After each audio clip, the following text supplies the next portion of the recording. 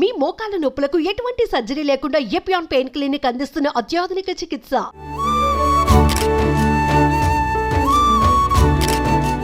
ఒక తెలుగు వ్యక్తి యూకేలో డిప్యూటీ మేయర్గా ఎంపికవడం అనేది సామాన్యమైన విషయంగా.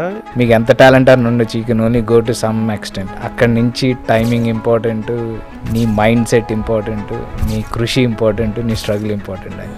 What is the secret of your success? Who you are అన్నది పాయింట్ కదా. అక్కడ నువ్వు మాకేం చేస్తావు, నువ్వు ఎలా నిలబడతావు మా ఇష్యూస్ కన్నదే పాయింట్. నీ దగ్గర డబ్బులు ఉన్నాయా, నువ్వు పలానా కొడుక, నీ సర్నేమ్ మీద, నీ కాస్ట్ ఇదా, ఎవడో పట్టించుకోడు. ఎలక్షన్లో నాకు హైయెస్ట్ ఓటింగ్ వచ్చింది దాన్ ఇది. వీళ్ళు ఎందుకు నన్ను ఎంచుకున్నారు, ఏంటి, వాట్ ఐఎమ్ స్పెషల్, వేరే ఐఎమ్ స్పెషల్? నాలెడ్జ్ లేకుండా మీకు ఎవరు ఇయ్యరండి. ఏదో వచ్చి మాట్లాడేస్తే అట్లా వర్కౌట్ కాదు. Everything is accountable, auditable and accessible మా దగ్గర. అంతకుముందు డేవిడ్ క్యామరన్తో మీరు కలిసి టెన్నిస్ ఆడారు, చాలా పెద్ద ఆయన. శ్రీ సౌనక్ అతను ఎలక్షన్స్ కూడా మీరు క్యాంపెయిన్ చేశారు కదా. బాగా క్యాంపెయిన్ చేశారు. బోరిస్ జాన్సన్ ఆయన పాపం దింపేశారు ఆయన్ని. అలాగే మన ఋషి సౌనక్ కూడా ఆయన కూడా ఇదయింది. ఎందుకు ఆ పరిస్థితి వచ్చింది అంటారు ఋషికి? హైయెస్ట్ పొలిటికల్ అథారిటీలో ఉండి మీరు పార్టీ చేసుకుని మీరు జనాలకి అక్కడ మీకు ఛాలెంజెస్ ఏమున్నాయి పొలిటికల్గా? కొత్త పార్టీ కూడా ఇంకోటి వచ్చింది అన్నారు. లేబర్ పార్టీ గెలవలే, మేము ఓడిపోయినాం. ఎందుకంటే at the end of the day మీ ఎలక్షన్లో ఇష్యూ ఇదే, ఫారినర్స్ని రానియకూడదు, లోకల్ నాన్ లోకల్ అంతే. రేపు పొద్దున్న నామినేషన్, ఈరోజు క్యాండిడేట్ లేరు, ఎవడో నలుగురు పేరు రాస్తే వాళ్ళు గెలిచేసారు. ప్రజల్ని మిమ్మల్ని బాగా అప్రిషియేట్ చేసే పనులు ఏమైనా ఉన్నాయా? ట్రాఫిక్ కామింగ్ మెజర్స్ బాగా తీసుకున్నాం. పూర్ పీపుల్కి ఫ్రీ బ్రేక్ఫాస్ట్ క్లబ్ అరేంజ్ చేసాం. పవన్ కళ్యాణ్ అంటే what is your experience? Teacher వేరైనా ఆ రెస్పెక్ట్ ఇచ్చి మీరు అన్నది కొంతమంది చూశాను. లాస్ట్ టైం రేవంత్ రెడ్డి గారు వచ్చినప్పుడు పార్లమెంట్లో ఈవెంట్ చంద్రబాబు కూడా వచ్చారు. ఏమన్నా లేటెస్ట్ సీఎం అయినప్పుడు రాలేదు, దాని ముందు వచ్చారు. మన పిల్లలు చాలా మంది ఇండియన్స్ చదువు కోసం కెనడా వెళ్తున్నట్టుగా, ఆస్ట్రేలియా వెళ్తున్నట్టుగా యూకే కూడా వస్తున్నారు కదా. ఇంజనీరింగ్ అయిపోతుంది లేదా డిగ్రీ ఏదో అయిపోతుంది, వెంటనే నెక్స్ట్ ఇయర్ వచ్చేస్తారు యూకే. ఫస్ట్ ఆఫ్ ఆల్ యూకేలో జాబ్స్ లేవు. యూకే కల్చర్ ఎట్లా అంటే jobs are based on 1 year waste అవుతుంది అని పంపించేస్తారు లోన్ తీసుకుని. తర్వాత ఒక 10 years వేస్ట్ అవుతుంది లైఫ్. తెలుగు వాళ్ళకి మీరు ఇచ్చే సలహా ఏంటి? యూకేకి వచ్చేవాళ్ళు కానీ యూకేలో ఉండాలనుకునే వాళ్ళకి. ఎడ్యుకేషన్కి వచ్చినప్పుడు ఫస్ట్ థింగ్ మీరు. నమస్కారం, మనతో పాటు ఆర్యన్ ఉదయ్ ఆర్యటే ఉన్నారు. భీమవరం నుంచి యూకే వెళ్ళి అక్కడ డిప్యూటీ మేయర్గా ఇటీవలే ఎంపికై మొత్తం ఒక భారతదేశంలో ఉన్న పౌరులందరికీ, భారతదేశానికి గర్వకారణంగా డిప్యూటీ మేయర్గా ఆ సింహాసనంలో, ఆ కుర్చీలో కూర్చున్నారు. చదువు కోసం వెళ్ళి రాజకీయాలకు వెళ్ళి అక్కడ అటువంటి స్థానం పొందడం అనేది సామాన్యమైన విషయం కాదు. పెద్ద ప్రయాణము. దాదాపు 20 ఏళ్ల నుంచి అతను యూకేలో ఉన్నారు. ఇండియా వచ్చిన సందర్భంగా ఉదయ్ని అడిగి అతని రాజకీయ ప్రయాణము, అతని విద్యా ప్రస్థానము, ఇండియా నుంచి యూకేకి వెళ్ళిన విధానము, ఛాలెంజెస్, ప్రస్తుతం ఇండియా భారత్ మధ్య relations, India versus UK relations, ఇవన్నీ కూడా తెలుసుకుందాము. ఉదయ్ జర్నీ ఒక మోస్ట్ సక్సెస్ఫుల్ జర్నీ అని చెప్పాలి. ముఖ్యంగా అక్రాస్ ది గ్లోబ్ అతను చాలా ఇన్ఫ్లుయెన్సింగ్ పర్సనాలిటీ, ముఖ్యంగా యూత్కి, ఇంకా చెప్పాలంటే మన ఇండియన్స్కి. ఉదయ్ జర్నీని మనం తెలుసుకునే ప్రయత్నం చేద్దాం. ఉదయ్, కంగ్రాచులేషన్స్ ఉదయ్. ముందుగా థ్యాంక్ యూ అండి మాషారం గారు, నమస్కారం. Thank you. ముందుగా సుమన్ టీవీ యాజమానికి, సుమన్ గారికి, మీకు, అలానే ఇక్కడున్న సోదరులకి ధన్యవాదాలు. ఫస్ట్ ఆఫ్ ఆల్ నన్ను ఇన్వైట్ చేసినందుకు థ్యాంక్ యూ. ఒక తెలుగు వ్యక్తి అక్కడ యూకేలో, అందులో మీరు ప్రాతినిధ్యం వహిస్తున్న ఆ కౌంటీ అంటారు కదా, చాలా రిచెస్ట్ కౌంటీ అది. అక్కడ మీరు డిప్యూటీ మేయర్గా ఎంపికవడం అనేది సామాన్యమైన విషయంగా కాదు. మీరే యువర్ ది ఫస్ట్ ఇండియన్ అనుకుంటాను, మొట్టమొదటి భారతీయుడు మీరే అనుకుంటాను ఆ డిప్యూటీ మేయర్ ఎంపికైన వ్యక్తి. అవును సార్.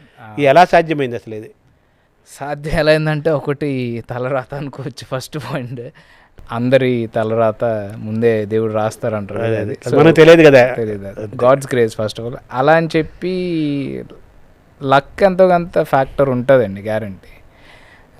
ఇటీవలే గ్రేట్ యాక్టర్ షారుఖ్ ఖాన్ గారు కూడా అన్నారు, మీకు ఎంత టాలెంట్ అని ఉండొచ్చు, you can only go to some extent. అక్కడి నుంచి టైమింగ్ ఇంపార్టెంట్, నీ చుట్టుపక్కల ఉన్న పీపుల్ ఇంపార్టెంట్, నీ మైండ్ సెట్ ఇంపార్టెంట్, నీ కృషి ఇంపార్టెంట్, నీ స్ట్రగుల్ ఇంపార్టెంట్ అని చెప్పి. సో అంటే నాకు ఎప్పుడప్పుడు అనిపిస్తుంది అండి, ఎందుకంటే అన్ని ఏరియాల్లో కౌన్సిలర్ అంటే దానికి మళ్ళీ నేను వస్తాను మళ్ళీ డెఫినేషన్. కౌన్సిలర్ అంటే ఏంటనే ఈక్వలెన్సీకి నేను వస్తాను. అన్ని ఏరియాలో ఉన్న కౌన్సిలర్ వేరు, సెంట్రల్ లండన్లో ముఖ్యంగా కౌన్సిలర్ అవటం అనేది ఏ ఇండియన్కి సాధ్యం కాలేదు. మీరు గత 300 years of local government administration తీసుకున్న అలాగే న్యూ కాన్స్టిట్యూషన్ ఫ్రమ్ 1800 స్టార్ట్ అయిన కాన్స్టిట్యూషన్ తీసుకున్నా, ఒక భారతీయుడికి అక్కడ అవటం అనేది ఎవరి వల్ల కాలేదు. అంటే నేనేదో అయ్యానని చెప్పట్లేండి, నాకు ఆ అదృష్టం వచ్చింది కాబట్టి నేను అయ్యా. అది మా central London pure white dominant ఏరియాలో ఓన్లీ అరౌండ్ 1.5% ఇండియన్స్ ఉన్నారు. ఆ 1.5లో రియల్ అంటే వర్కింగ్ క్లాస్ ఇండియన్స్ మీకు చూస్తే ఒక 0.5% ఉంటారు. మిగతా 1% అందరూ వెరీ అఫ్లుయెంట్ కానీ వెరీ సక్సెస్ఫుల్ బిజినెస్ పీపుల్ కానీ టెంపరీ రెసిడెంట్స్ కానీ, అంటే వాళ్ళు బ్రిటిష్ రెసిడెన్సీ అన్నా కానీ టెంపరీ కానీ బిజినెస్ పనుల మీద తిరుగుతూ ఉంటారు. ఇప్పుడు మీరు లక్ష్మీ మిట్టల్ గారిని తీసుకోండి, పెద్ద పెద్దలు ఎవరిని తీసుకున్నా, ఇప్పుడు విరాట్ కోహ్లీ గారు కూడా మా దగ్గర మూవ్ అయ్యారు. సో ఇట్లాంటి వాళ్ళు తీసుకుంటే అంటే వాళ్ళు అంత పబ్లిక్ ఇంటరాక్షన్ ఉండదు కాబట్టి అరౌండ్ 0.6% అంటే మా ఏరియాలో అంటే కెన్సింగ్టన్ చెల్సీలో 2 ఎంపీ కాన్స్టిట్యుయెన్సీస్ ఉన్నాయి, 15 కౌన్సిలర్ కాన్స్టిట్యుయెన్సీస్ ఉన్నాయి, అంటే వార్డ్స్ అంటారు. ఈ డివిజన్లో 1.6 అంటే మీరు అరౌండ్ 150 to 170,000 ఉంటారు. అంటే 150,000 నుంచి 170,000 వరకు జనాభా ఉంటారు. అలా 2 ఎంపీలు కాబట్టి ఎంపీకి అరౌండ్ 70,000 మంది రెసిడెంట్స్ ఉంటారు అన్నమాట. సో ఈ క్రమంలో మీరు చూస్తే నెంబర్ ఆఫ్ ఓటర్స్ అదేనండి, అంటే ఎంపీ కాన్స్టిట్యుయెన్సీకి 75 వరకు మ్యాక్స్ అనమాట. కొంతమంది 65 ఉంటారు, 75 ఉంటారు, అన్ని మొత్తం 650 కాన్స్టిట్యుయెన్సీ యావరేజ్గా. మా దాంట్లో నేను చెప్పాను కదా 150 నుంచి అంటే 1,50,000 నుంచి 1,70,000 వరకు ఉంటారు. 2 పార్లమెంట్స్ ఉన్నాయి మీ దాంట్లో. మా అడ్మినిస్ట్రేటివ్ డివిజన్ అంటే కౌన్సిల్ అంటారు, అదొక అంటే ఒక జిల్లా అనుకోవచ్చు, పార్లమెంటరీ కాన్స్టిట్యుయెన్సీస్.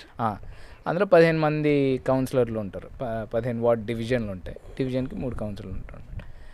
నేను చెప్పిన 1.6 ఇండియన్స్లో మీరు 1% వేస్తే 0.6%.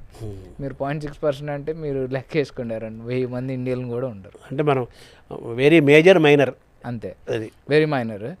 కొంచెం మిడిల్ ఈస్టర్న్ ముస్లిం కమిటీ ఉంటారు, దాన్ని తప్పించి అఫ్లెంట్ అరబ్ కమిటీ ఎక్కువ. నెక్స్ట్ రష్యన్ ఓలిగార్క్స్ అంటారు, వాళ్ళు ఎక్కువ ఉంటారు. నెక్స్ట్ వెల్తీ ఇండియన్స్ ఎక్కువ ఉంటారు.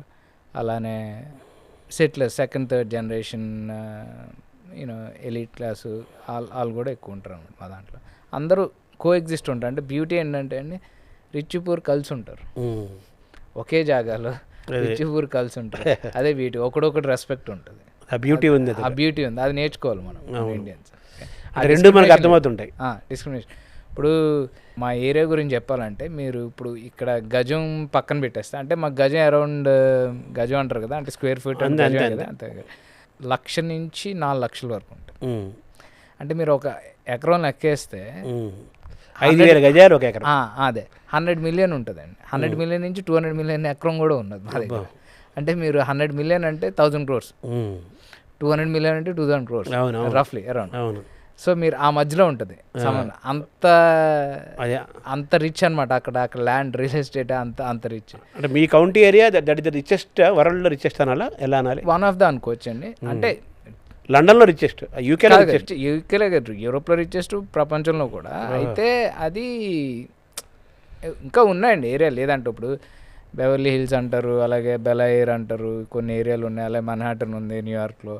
ఓకే, ఏరియాస్ ఉన్నాయి. It is one of the richest places counties, but in UK it is the richest. అంతే.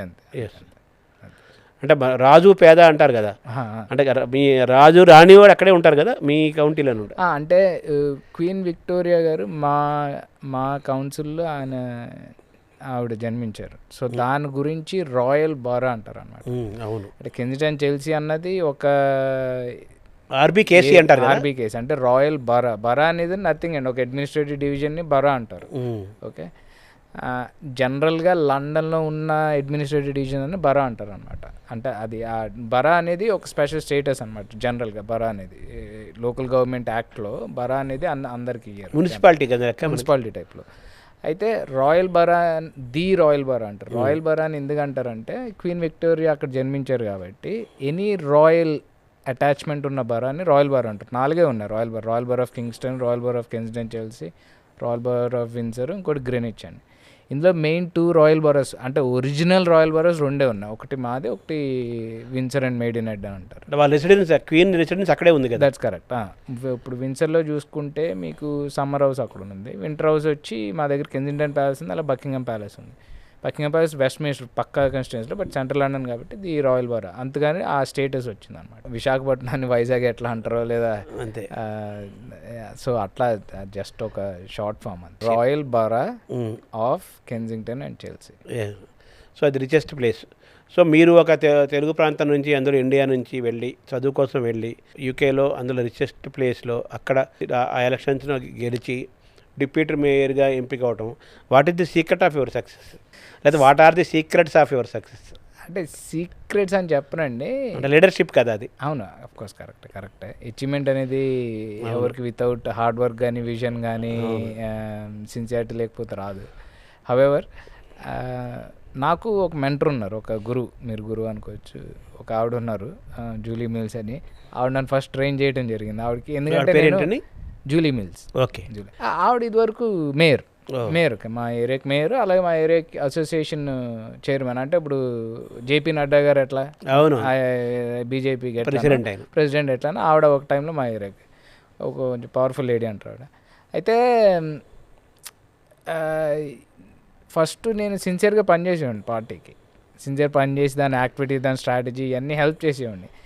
ఏ పదవి నేను ఆశించలే అప్పుడు, ఎందుకంటే ఫస్ట్ నేనే అనుకోలే నేను అవుతానని. నాకు అంత అంటే ఆ ఏరియాలో అవడం అనేది ఇంపాసిబుల్, ఆ విషయం నాకు తెలుసు. నాకు ఆపర్చునిటీ వస్తుందా లేదా అన్నది కూడా తెలియదు. అయితే నేను సిన్సియర్ డెడికేటివ్ పని చేయడంతో ఆమె అంటే చాలామంది సెల్ఫిష్గా, అందరినీ అనట్లేదు, కొంతమంది ఆపర్చునిటిస్ట్గా పనిచేసిన వాళ్ళు ఉన్నారు, ఆమె చూసి రైట్ క్యాండిడేట్ అని చెప్పి కొన్ని ట్రైన్ చేయడం జరిగింది.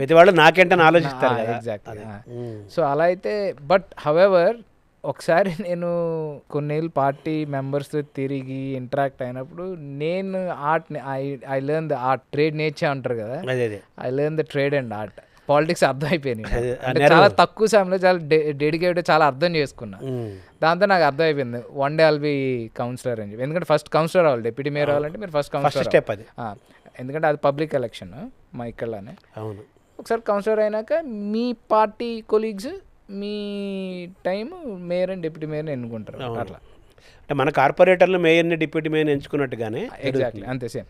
చెప్పాలంటే ఇక్కడ కాన్స్టిట్యూషన్ కానీ అక్కడ కాన్స్టిట్యూషన్ మనం ఫాలో అవుతున్నాం, హైదరాబాద్ కానీ, వైజాగ్ కానీ, ఢిల్లీ కానీ, ఏదన్నా అంతే. ఎందుకంటే మీరు చూసినట్లయితే అంబేద్కర్ రాసిన కాన్స్టిట్యూషన్లో ఐర్లాండ్, యూకే మేజర్ ఇన్ఫ్లుయెన్స్ ఉంది. అవునవును, ఇప్పటికే మనం అదంతా చదివి కదా వాళ్ళు రాశారు లిస్ట్. సో మీరు 2 పార్టీలు ఉన్నాయి కదా, మెయిన్ చాలా పార్టీలు ఉన్నాయి, చిన్నవి పెద్ద పార్టీలు అంటే లేబర్ పార్టీ అంటే కన్జర్వేటివ్. కరెక్ట్. మీది కన్జర్వేటివ్ పార్టీ కదా, మీరు రిప్రజెంటేషన్ మొదటి నుంచి కూడా. కరెక్ట్. సో మీరు అందరితో బాగా రిలేషన్ మెయింటైన్ చేశారు. అంతకుముందు డేవిడ్ క్యామరిన్తో మీరు కలిసి టెన్నిస్ ఆడారు, చాలా పెద్ద ఆయన. అలాగే మన బోరిస్ జాన్సన్తో కూడా మీకు పర్సనల్ రిలేషన్షిప్ ఉంది. అలాగే ఋషి సౌనక్ తోటి మీరు ఆయన ఎలక్షన్ క్యాంపెయిన్లో బాగా విస్తృతంగా తిరిగారు. మీరు చెప్పినట్టుగా ఆ మేయర్ కోసం, ఆడి కోసం మీరు వర్క్ చేశారు. అంటే ఎటువంటి స్వార్థం లేకుండా డెడికేటెడ్గా వర్క్ చేశారు. ఇవన్నీ మీకు ఉపయోగపడ్డాయా మీ ఎంపికలో? ఉంటుందండి, గ్యారంటీ ఉంటుంది. ఎందుకంటే ఇక్కడ పాలిటిక్స్, అక్కడ పాలిటిక్స్ ఏంటంటే ఒక పొలిటికల్ పార్టీ అనేది ఒక ఫిలాసఫీ బట్టి పుడుతుంది. ఇప్పుడు మీరు అంటే అలా లెక్కేస్తే ఒక టైప్లో 2 పార్టీలు ఉన్నాయి ఇండియాలో, ఒకటి బీజేపీ, ఒకటి కమ్యూనిజం పార్టీ అనుకోవచ్చు. అంటే కమ్యూనిజం గురించి నేను పెద్ద మాట్లాడను, బట్ హవెవర్ అనుకో. ఇప్పుడు కాంగ్రెస్ ఉంది కదా, కాంగ్రెస్ పుట్టినా కానీ కంట్రోల్ మట్టుకు ఒక ఫ్యామిలీలో ఉంది. మా దగ్గర అట్లా నడవదండి బేసిక్లీ. లీడర్ అంటే మీకు ఒక ఎగ్జాంపుల్ చెప్తానండి. ఇప్పుడు కన్జర్వేటివ్ పార్టీ అనేది సెంటర్ రైట్ పార్టీ. మా ఫిలాసఫీలు ఎట్లా ఉంటాయంటే ఫ్రీ ఎంటర్ప్రెన్యూర్షిప్, ఫ్రీ ట్రేడ్, లో ట్యాక్స్, స్మాల్ గవర్నెన్స్, ఇది ఉంటుంది మా దగ్గర. లేబర్ పార్టీ అనేది centre left party, welfare state, for working class people అన్నట్టు ఉంటుంది. కొంచెం హై ట్యాక్స్ ఉంటుంది, ఓకే, మోర్ స్టేట్ కంట్రోల్ అన్నట్టు ఉంటుంది, ఆ టైప్ ఉంటుంది. So centre right, centre left, మీకు తెలుసు ఆ డివిజన్. అయితే ఒక ఓటర్ కానీ, ఒక అంబిషియస్ పొలిటీషియన్ కానీ ఎవరైనా వెళ్ళాలంటే ముందు చూస్ చేసుకుంటాడు, నా ఐడియాలజీ ఏంటి, నా విజన్ ఏంటి.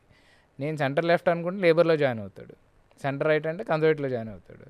కొంతమంది ఫార్ రైట్ ఉంటారు, అంటే నేషనలిస్ట్ అంటారు కదా పార్టీ. ఇప్పుడు రీసెంట్గా వచ్చింది రిఫార్మ్ అన్న పార్టీ, మ్యాక్సిమం వాళ్ళు కొంచెం ఎడ్జ్లో ఉన్నారు ఇప్పుడు యాక్చువల్ చెప్పాలంటే. కొత్త పార్టీ 20 years నుంచి కొంచెం అంత రైజింగ్లో లేకపోయినా ఇప్పుడు రీసెంట్ ఇష్యూస్తో యాంటీ ఇమిగ్రేషన్ స్టాన్స్తో రైజింగ్లోకి వస్తున్నారు. మా దగ్గర మరీ ఫార్ లెఫ్ట్ అంటే కమ్యూనిజం, సోషలిజం ఆ పార్టీ లేదు. అంటే లేబర్లోనే సోషలిస్ట్ గ్రూప్ ఉంటారు, మోడరేట్ గ్రూప్స్ ఉంటారు అలా అనమాట. అయితే మా దగ్గర ఒక పార్టీకి లీడర్ అవ్వాలంటే వాడేదో ఆల్రెడీ పిఎం కొడుకు లేదంటే బిజినెస్ మ్యాన్ కూడా అట్లా నడవదండి. అవ్వచ్చు, వాళ్ళు కూడా అవ్వచ్చు, అది వేరే విషయం.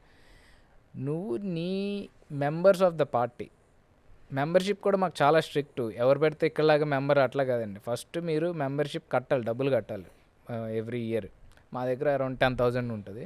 లేబర్ పార్టీ కూడా ఆల్మోస్ట్ రఫ్లీ అట్లా ఉంటుంది. మాకు కొంచెం తక్కువ యాక్చువల్గా 6,000 to 8,000 అరౌండ్. ఈ మెంబర్షిప్ అంతా ఆడిటెడ్, ఎలక్షన్ కమిషన్కి ఆడిట్ చేస్తారు వాళ్ళు, అర్థమైందా? సో ప్రతి పార్టీ కాన్స్టిట్యూషన్ ఉంటుంది. అంటే మీ పార్టీ లీడర్షిప్ ఎలక్షన్కి నువ్వు లీడర్ని ఎన్నుకోవాలంటే 3 months మినిమం మెంబర్షిప్ ఉండాలి. కొన్ని పార్టీలో 6 months ఉంటుంది, అట్లా ఏ పార్టీ కాబట్టి ఉంటుంది. ఇది అంతా ఎలక్షన్ కమిషన్కి రెగ్యులేటెడ్ అంతా. ఓకే, సో ఫర్ ఎగ్జాంపుల్ మీరు ఒక లీడర్, నేను ఒక లీడర్, ఇద్దరం కంటెస్ట్ చేస్తున్నాం, leader of the party contest చేస్తున్నాం అనుకోండి. మ్యానిపులేషన్ అనేది వర్కౌట్ కాదు, ఎందుకంటే మీ చేతిలో ఏమి ఉండదు. మీ చేతిలో ఏముంటారంటే మీ ఓటర్స్ వర్క్, మీ మెంబర్స్ వరకే. మీరు ఎంత పాపులర్ అయితే మీకు అన్ని ఓట్లు వస్తాయి, సింపుల్ లాజిక్. అట్లానే ఒక లీడర్ అయ్యాక ఆయన తప్పని చేస్తే ఆయన్ని దించేస్తారండి. ఇప్పుడు మీరు బోరిస్ జాన్సన్ గారు చూడండి, Boris Johnson almost as famous as Narendra Modi in UK. ఒక హాలీవుడ్ సెలబ్రిటీ హీరోకు అంత ఇమేజ్ ఉంది, అంత ఉన్నది. ఎందుకంటే ఆయన పర్సనాలిటీ అది. లండన్ మేయర్ కింద 2 సార్లు చేశారు, వెరీ లిబరల్, అవుట్ స్పోకెన్, అందరితో వస్తాడు, చేతులు వేస్తాడు, ఫోటో తీస్తాడు, కారిస్మాటిక్ లీడర్ ఆయన. అలాంటిది ఆయన కోవిడ్లో మీరు చూసే ఉంటారు, చేసినందుకు దించేశారు ఆయన. ఆయన ఎలక్షన్లో హీ వన్ అరౌండ్ ఓవర్ 40%, 42-43%. అంటే మార్గరెట్ థాచర్ తర్వాత ఆయనకి అంత హైయెస్ట్ ఓటింగ్ పర్సెంటేజ్. అంత అంటే ఇమాజిన్ మీరు ఇంత పాపులర్ లీడర్ని ఆయన చేసిన మిస్టేక్కి ఆయన దించేశారు. మీరు వాళ్ళంతా నిర్మోహమాటంగా ఉంటారు. ఎగ్జాక్ట్లీ, పాలిటిక్స్ అనేది అట్లా ఉంటుంది, సెల్ఫ్ అచీవ్మెంటే బేసిక్లీ. అంటే ఒక క్యాండిడేట్ని సెలెక్ట్ ఉద్యోగం ఇవ్వాలంటేనే, మనం ఒక ఎంప్లాయీకి తీసుకోవాలంటేనే 100 ఆలోచించి స్టడీ చేసి వాడికి యాటిట్యూడు, యాప్టిట్యూడు, బ్యాక్గ్రౌండ్ అన్నీ చూసి ఉద్యోగం ఇస్తాం.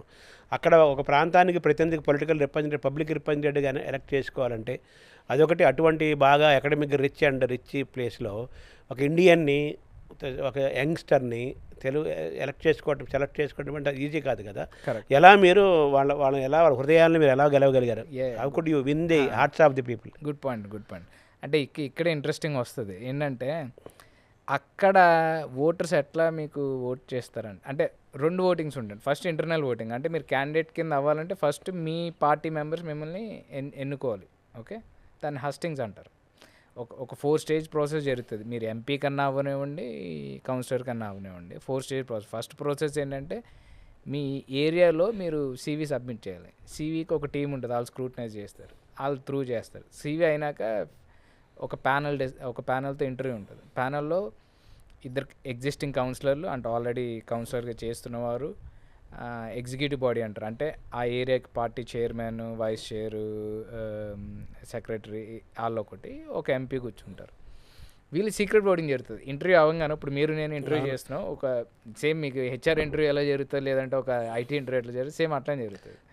జరిగిన తర్వాత ఇంటర్వ్యూ అయినాక ఒకసారి సీక్రెట్ ఓటింగ్ ఉంటుంది. ఒక బాక్స్ ఉంటుంది, బాక్స్లో బ్యాలెట్ వేస్తారు. అందులో హైయెస్ట్ ఎవరికి వస్తుంది, అదే majority of the people yes చెప్తే ఈజ్ త్రూ. అది సెకండ్ స్టేజ్.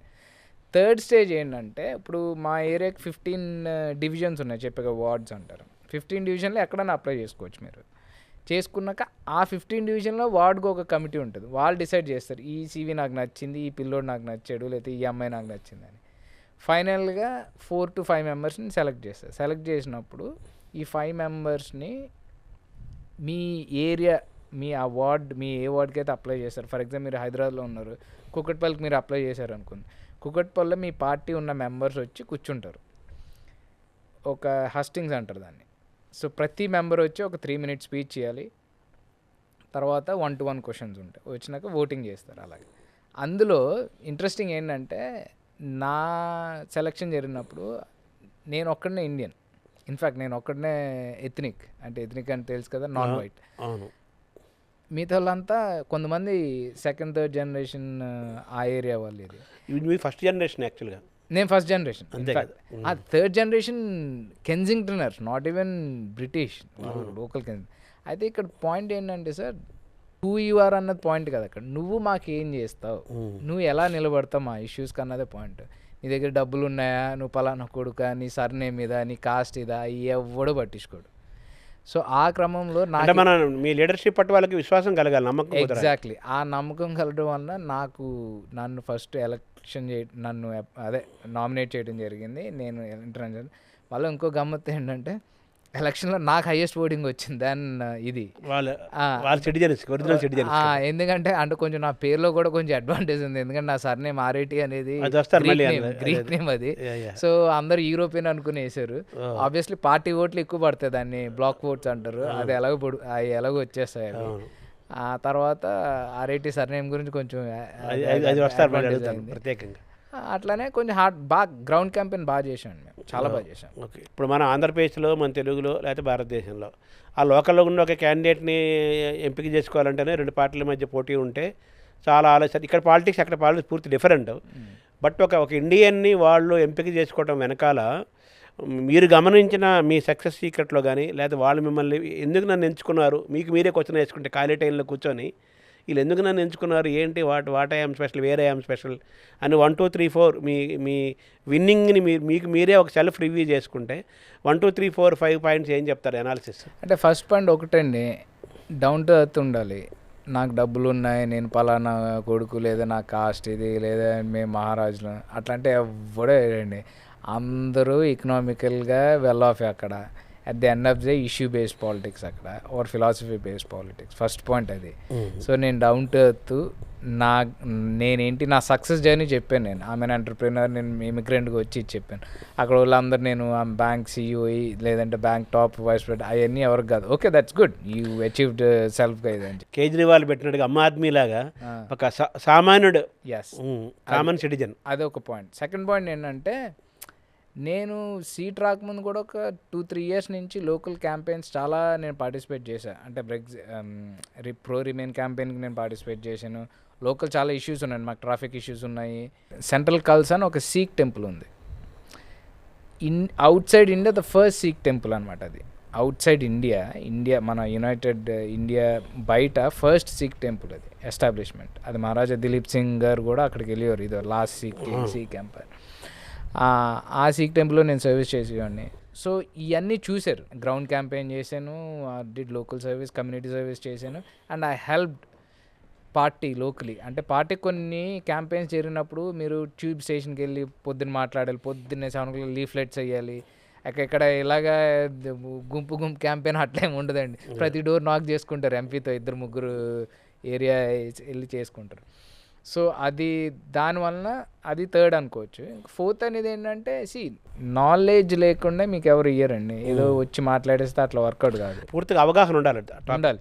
లోకల్ ఇష్యూస్ మీద అవగాహన ఉండాలి, ప్రాసెస్ మీద, అడ్మినిస్ట్రేటివ్ ప్రాసెస్ మీద అవగాహన ఉండాలి, లోకల్ నేషనల్ పాలిటిక్స్ డిఫరెన్స్ తెలియాలి. లైక్ ఆల్సో ప్రాసెస్ ఓరియంటెడ్ ఉండాలి. అంటే ఒక ఇష్యూ వస్తే ఫస్ట్ ఎవరి దగ్గరికి వెళ్ళాలి, ఐడెంటిఫై చేయాలి. ఫస్ట్ ఒక డిటర్మినేషన్ ఫ్యాక్టర్ ఉంటుంది. అంటే ఫర్ ఎగ్జాంపుల్ రెడ్ రూట్ అని అనుకున్నా టీఎఫ్ఎల్ అంటారు. టీఎఫ్ఎల్ అంటే ట్రాన్స్పోర్ట్ ఫర్ లండన్, అది మేయర్ కిందకి వెళ్తుంది. మా కౌన్సిల్కి పవర్ లేదు అది. ఫర్ ఎగ్జాంపుల్ మెట్రోపాలిటన్ పోలీస్ అంటారు, అంటే సిటీ పోలీస్ అనమాట. సిటీ పోలీస్ మేయర్ కిందకి వెళ్తుంది. మాకు అంత పవర్ ఉండదు, మాకు ఓన్లీ కమ్యూనిటీ బేస్డ్ పోలీసే ఉంటారు అనమాట.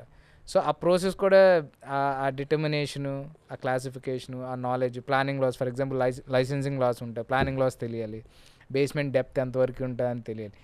ఈ అవగాహన ఉంటే మీరు, ఎందుకంటే రెసిడెంట్స్ కూడా చాలా నాలెడ్జబుల్ అక్కడ, ఎస్పెషల్లీ మా ఏరియాలో. ఎందుకంటే all are professionals and successful people. అంటే economic rich and academic rich. Yeah, absolutely. దానివల్ల ఏంటంటే మీరు ఏదో డోర్ కొట్టేసి ఇష్టం మాట్లాడితే అట్లా ఒప్పుకోరు అక్కడ. Very severe. అయితే మీరు చెప్పిన దానికి కౌంటర్ ఆన్సర్ ఇచ్చేస్తారు మీకు వెంటనే చూపించేసి, నువ్వేంట్రా, నువ్వు మమ్మల్ని ఎట్లా ఎలక్ట్ చేస్తారా, నీకే ఇన్ఫర్మేషన్ తెలీదు, నువ్వు వచ్చి మాకు చెప్తున్నావా అని చెప్పి ఇష్టం మాట్లాడటం. హైలీ నాలెడ్జబుల్గా ఉండాలి. Everything is accountable, auditable and accessible మా దగ్గర అది.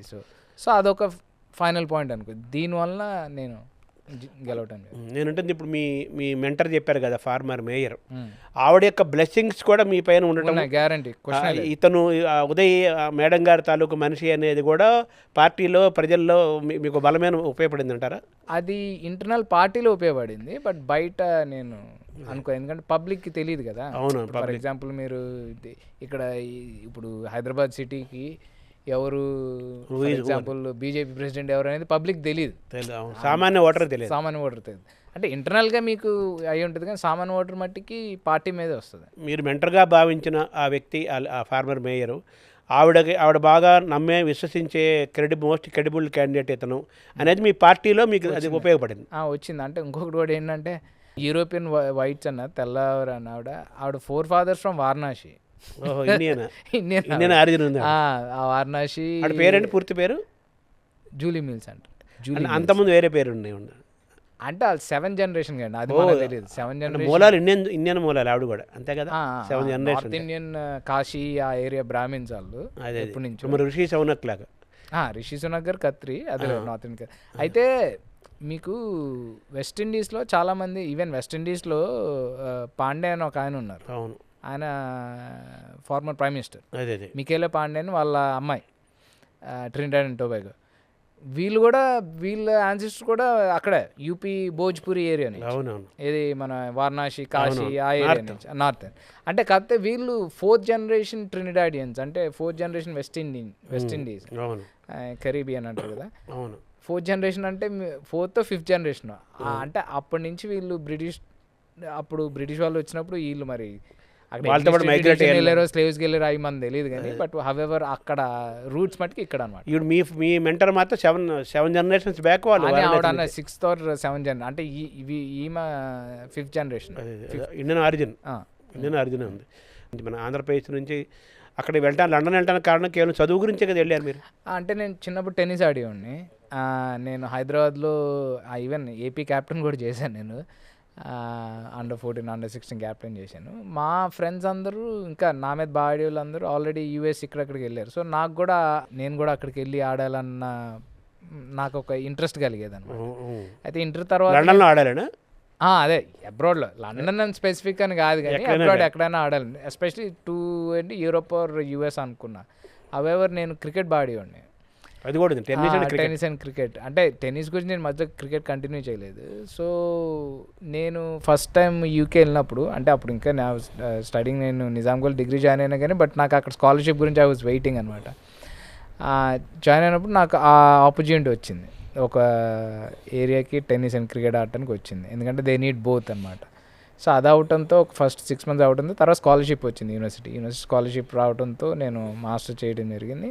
చేయనాక ఫస్ట్ నా పొలిటికల్ స్టెప్ ఇన్ ఏదంటే I one the student election. అక్కడ అంటే అక్కడ టెన్నిస్ ఆడదామని అక్కడికి వెళ్ళి అక్కడ కాలేజీలో జాయిన్ అయిపోయారు. బిజినెస్ మేనేజ్మెంటా? నాకు స్కాలర్షిప్ వచ్చింది. బిజినెస్ మేనేజ్మెంటా?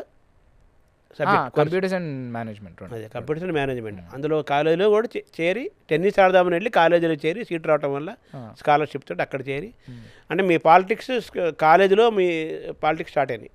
అంటే పాలిటిక్స్ ఇంట్రెస్ట్ ఉండేదండి, బట్ అక్కడ నేను అప్పుడు కూడా ఫస్ట్ ఇండియన్ అనమాట ఆ బిజినెస్ స్కూల్ రిప్రజెంటేటివ్ అవటం. సో అది నా స్టెప్పింగ్ థింగ్. యూకేలో మీ పొలిటికల్ జర్నీ మీ కాలేజ్ డేస్లోనే బిగిన్ అయిందని చెప్పాలి. అంతే. దానికి ట్రిగరింగ్ పాయింట్స్ ఏమైనా ఉన్నాయా? ట్రిగరింగ్ పాయింట్స్ అంటే కొంచెం రేషియల్ డిస్క్రిమినేషన్ వలన కూడా కొంచెం నేను అనుకున్నా మనం స్టార్ట్ చేయాలి. I mean we have to be in the influential position, లేకపోతే మీరు లాబీ చేయలేరండి. లాబీ వాయిస్ ఉండాలి. కరెక్ట్ పాయింట్ చెప్పారు మీరు, నాకు రాలేదు. మన వాయిస్ చెయ్యాలంటే కంపల్సరీ మీరు ఒక ఇన్ఫ్లుయెన్షియల్ పొజిషన్లో ఉండాలి, లేదంటే మీరు ఆల్రెడీ ప్రూవెన్ రికార్డ్ ఉండాలి. మీరు అంటే either you're a business or diplomat ఏదో అది ఉంటే కానీ మీరు అనుకున్న ఫిలాసఫీకి మీరు లాబీ చేయాలంటే వర్కౌట్ కాదు. అంటే లాబీ ఎందుకు చేయాలి? లాబీ అంటే I don't mean illegal lobbies అట్లా అని కాదండి. సో ఫర్ ఎగ్జాంపుల్ మీరు డిస్క్రిమినేటరీ లాస్ స్ట్రిక్ట్గా తీసుకోవట్లేదు అనుకుందాం యూనివర్సిటీ. ఫర్ ఎగ్జాంపుల్ ఒక స్టూడెంట్ వచ్చాడు, నా డిస్క్రిమినేషన్ వచ్చింది అనుకుందాం, వీళ్ళు కంప్లైంట్ చేశాడు అనుకుందాం, ఏదో సరే కంప్లైంట్ చేసాడుగా ఏదో చేద్దాంలే ఇన్వెస్టిగేషన్ అన్నట్టు కాదండి. దాన్ని సిన్సియర్గా డెడికేట్గా లా ప్రకారం ఇన్వెస్టిగేట్ చేయాలి.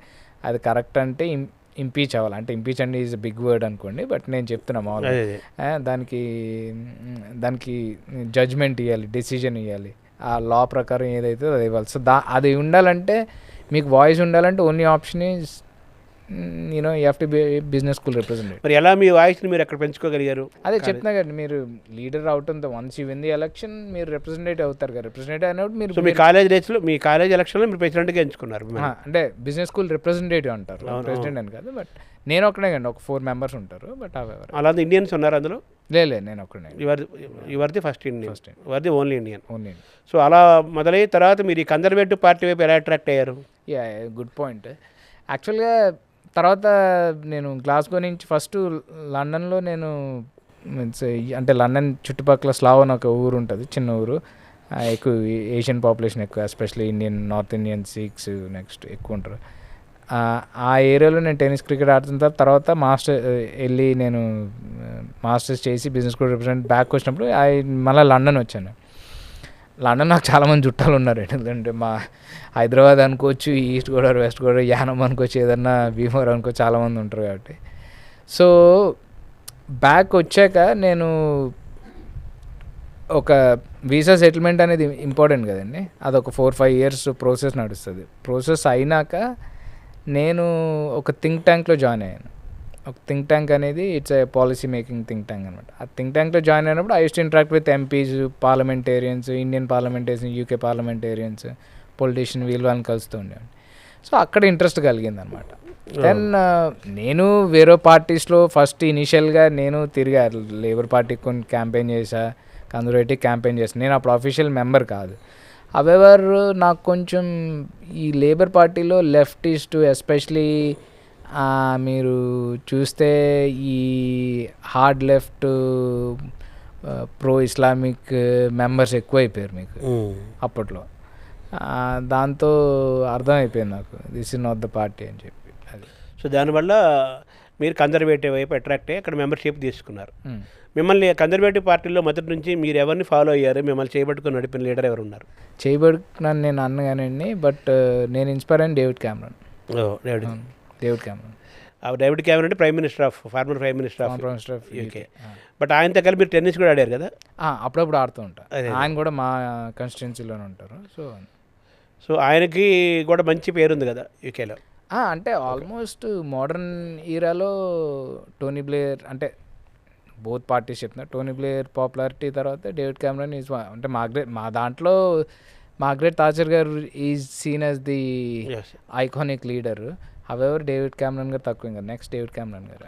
సో డేవిడ్ క్యామరన్ మిమ్మల్ని ఇన్ఫ్లుయెన్స్ చేశారు, ఒక మెంటర్గా, ఒక ఇదిగా ఉన్నారు, ఆ పార్టీలో చేరారు. ఆ పార్టీ ఎలక్షన్స్ కోసం కూడా మీరు వర్క్ చేసి క్యాంపెయిన్ చాలా క్యాంపెయిన్ చేశారు కదా. షీ సౌనక్ అతను ఎలక్షన్స్ కూడా మీరు క్యాంపెయిన్ చేశారు కదా? బాగా క్యాంపెయిన్ చేశారు కదా. అప్పుడు మీరు కౌన్సిల్లో నిల్చోవాలనే ఆలోచన మీకు కలిగిందా, వాళ్ళకి వచ్చిందా? అంటే మీరు పొలిటికల్ ఎంట్రీలో మీరు 2018లో మీరు గెలిచారు కదా? అదే కరెక్ట్, ఫస్ట్ గెలిచాను. అంటే పొలిటికల్ ఎంట్రీస్లో మీరు డైరెక్ట్ ఎంపీ అవ్వచ్చు, ఇన్ కేస్ అవ్వకపోతే ఫస్ట్ కౌన్సిలింగ్ స్టార్ట్ అయ్యి then you can rise to your position. అంటే మీరు డైరెక్ట్ ఎంపీ అయిన వాళ్ళు కూడా చాలామంది ఉన్నారు. కౌన్సిలర్గా ఓడిపోయి ఎప్పుడు కౌన్సిలర్ కాకపోయినా ఎంపీ అయిన వాళ్ళు కూడా ఉన్నారు. ఫర్ ఎగ్జాంపుల్ డేవిడ్ క్యామరన్ గారు ఎప్పుడు కౌన్సిలర్ కాలే, ఇప్పుడు థెరిసా మే గారు ప్రైమ్ మినిస్టర్, ఫస్ట్ కౌన్సిలర్ అయ్యారు, తర్వాత ఎంపీ అయ్యారు, తర్వాత మినిస్టర్ అయ్యారు, తర్వాత ప్రైమ్ మినిస్టర్ అయ్యారు. సో అయితే మన స్థాయికి మీరు అంబిషన్ ఏదైనా, I can say I want become American president or UK prime minister అవ్వచ్చు, బట్ మన స్థాయికి, మన కేపబిలిటీకి, మనకున్న బ్యాక్గ్రౌండ్కి, మనకున్న అప్రోచ్కి, ఆ టైం బట్టి అన్నీ కలిసి రావాలి. కాబట్టి councillor was the best thing, ఎందుకంటే కొంచెం అచీవబుల్ అండి అది. సో అందుకని చెప్పి నేను కౌన్సిలర్ కింద ఏం చేశాను. నేను అంటుంది ఈ కౌన్సిలర్గా నిల్చోవటం అనేది మీ ఆలోచన, ఎవరైనా కలిగించారా అడుగుతాను. కొంచెం నా ఆలోచన ఉంది, వేరే వాళ్ళు కూడా ఎంకరేజ్ చేశారు. చెప్పాను కదా నేను ఫార్మర్ మెంటర్ అన్నాను కదా, ఆవిడ ఎంకరేజ్ చేశారు. పార్టీలో ఉన్న కొంత మెంబర్స్ కూడా నువ్వు చెయ్యాలి, ఎందుకు నువ్వు అప్లై చేయట్లేదు, నువ్వు చెయ్యి, నీలాంటి వాళ్ళు కావాలి అన్న సపోర్ట్ కూడా వచ్చింది. 2018 అంటే మనం ఇప్పుడు 2025లో ఉన్నాము, 7 years బ్యాక్. అంటే మీరు 30s, early 30s అంతే కాబట్టి యంగెస్ట్ కదా కంటెస్టెంట్. అప్పుడు మీ ఎంపికకి కారణం ఇందాక చెప్పిన కారణాలండి, దానికి కూడా అంతే కౌన్సిల్లో మీరు ఎలక్ట్ అవటానికి. అంతే తర్వాత కౌన్సిల్ తర్వాత మీరు ఇప్పుడు డిప్యూటీ మేయర్గా వెళ్ళారు.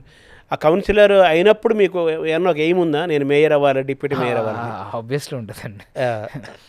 డిప్యూటీ మేయర్ అవ్వాలని ఆబ్వియస్లీ ఏమి ఉంటుంది. సో నెక్స్ట్ డిప్యూటీ మేయర్ అంటే వాళ్ళు ఎంపిక చేసుకుంటారు కదా, కౌన్సిలర్స్ అందరూ కలిపి ఎంపిక సో చేసుకుంటారు. అంటే జనరల్గా ఏమవుతుందంటే కౌన్సిలర్ అయ్యాక మెజారిటీ పార్టీకి will nominate for the mayor. Majority పార్టీలు మైనారిటీ పార్టీకి కూడా ఇవ్వచ్చు, ఎందుకంటే ఒకసారి మేయర్ అయినాక మీరు న్యూట్రల్ ఉండాలి, బికాజ్ మీరు first citizen of the borough, మీ you seen as a governor. Okay, మీరు you chair the council meeting అనమాట, మీ ఉన్నారు కాబట్టి మీరు న్యూట్రల్ ఉంటారు. అయితే జనరల్గా మీ అడ్మినిస్ట్రేటివ్ డివిజన్లో, మీ డిస్ట్రిక్ట్ అనుకోవచ్చు, మీ మున్సిపాలిటీలో ఏ పార్టీ మెజారిటీ పార్టీ అయితే వాళ్ళే జనరల్గా మేయర్స్ ఉంటారు. ఇక్కడన్నా అంతే, హైదరాబాద్లో చూడండి ఇప్పుడు అంటే అధికారంలో పార్టీ వాళ్ళే ఉంటారు, వస్తుంటారు. సో ఆ మేయర్ అవుతారు, వాళ్ళు మేయర్ అవుతారు. సో మేయర్ క్యాండిడేట్ మెయిన్ అండి. Mayor will nominate is deputy mayor. Like American elections చూస్తే Trump elected vice chairman JD వ్యాన్స్ని ఎట్లా వైస్ చేసుకున్నాడు, ఇక్కడ they already put forward the name అనమాట. సో ఇంటర్నల్ ఓటింగ్ జరుగుతుంది. జనరల్గా ఇంటర్నల్ ఓటింగ్లో అప్రూవ్ చేస్తారండి, ఎస్ అని నో అని పెడతారు. అన్లెస్ దే ఇద్దరు ముగ్గురు మేయర్ టీంలో వచ్చి నేను అవుతాను అన్నట్టు అలా అయితే then they would be competition, అలా ఉంటుంది. కానీ లేదా జనరల్గా Tom one of my best friend, తన నేను ఒకేసారి గెలిచాం 2018 మీ ఇద్దరం కలిసి క్యాంపెయిన్ చేశాం. ఓకే, అక్కడి నుంచి 2018 నుంచి 2025 కదా, మన 25 మేలో మీరు డిప్యూటీ మేయర్గా ఎంపిక అయ్యారు కదా. ఈ 7 years జర్నీ ఏంటి? 7 years జర్నీ అంటే ఒక టఫ్ జర్నీ అనండి, ఎందుకంటే మా కౌన్సిల్లో కొంచెం ఒక మేజర్ అంటే అన్ఫార్చునేట్ ఇన్సిడెంట్ అయింది, దాని గురించి నేను పెద్ద మాట్లాడదలుచుకోలేదు. ఇంకొకటి కోవిడ్ 20 టైంలో మీకు తెలుసు కదా, మా దగ్గర చాలా స్ట్రిక్ట్గానే, అంటే ఇక్కడ నేను కోవిడ్ టైంలో ఇక్కడ లేను కాబట్టి నేను చెప్పలేను, కంపారిజన్ టీవీలో చూడటమే. కొంచెం కోవిడ్ వలన చాలా ర్యాండమ్ చేంజెస్ వచ్చినాయి కౌన్సిల్లో, అంటే through out the world and not just మా దగ్గర కదా, అందరి దగ్గర చేంజెస్ వచ్చినాయి. చాలా డెసిషన్స్ పెండింగ్ వచ్చినాయి, బ్యాక్లాగ్ వచ్చింది. నెక్స్ట్ తెలుసు కదా పాపం చాలామంది పోయారు పాపం. సో దానివల్ల డ్రాస్టికల్ చేంజెస్ వచ్చినాయి. ఇంకోటి ఏంటంటే కోవిడ్ అవ్వగానే మాకు ఎలక్షన్, ఎప్పుడైతే లాక్డౌన్ అయ్యి వ్యాక్సినేషన్ వచ్చింది వెంటనే ఒక 6 monthsలో ఎలక్షన్ అనమాట. 22 ఎలక్షన్, నెక్స్ట్ 4 years అవుతుంది. Local government 4, national government 5. So దానివల్ల ఫస్ట్ గెలిచిన 2 years అగ్రెసివ్ పనిచేసి వెంటనే కోవిడ్. అంటే నా కౌన్సిలర్ పొలిటికల్ ఎక్స్పీరియన్స్ 2 yearsలోనే ప్రపంచంలో ఎప్పుడు తెలియని సంఘటన జరిగింది, తెలుసు కదా కోవిడ్, ఊహించలేని సంఘటన. అది ఏది జస్ట్ 1 month 1 day 1 week కాదు, 2 years ఉంది. సో ఇంకా అది షాకింగ్, అది నాకని కాదు అందరికీ. సో దానివల్ల ఫస్ట్ 4 years పెద్ద నేర్చుకున్నది లేదు. దెన్ 2022 అయ్యాక మళ్ళీ back to normal life, normal అయ్యాక సెకండ్ టర్మ్ కూడా గెలిచారు కదా మీరు? గెలిచాం, సేమ్ హోలండ్ పార్క్.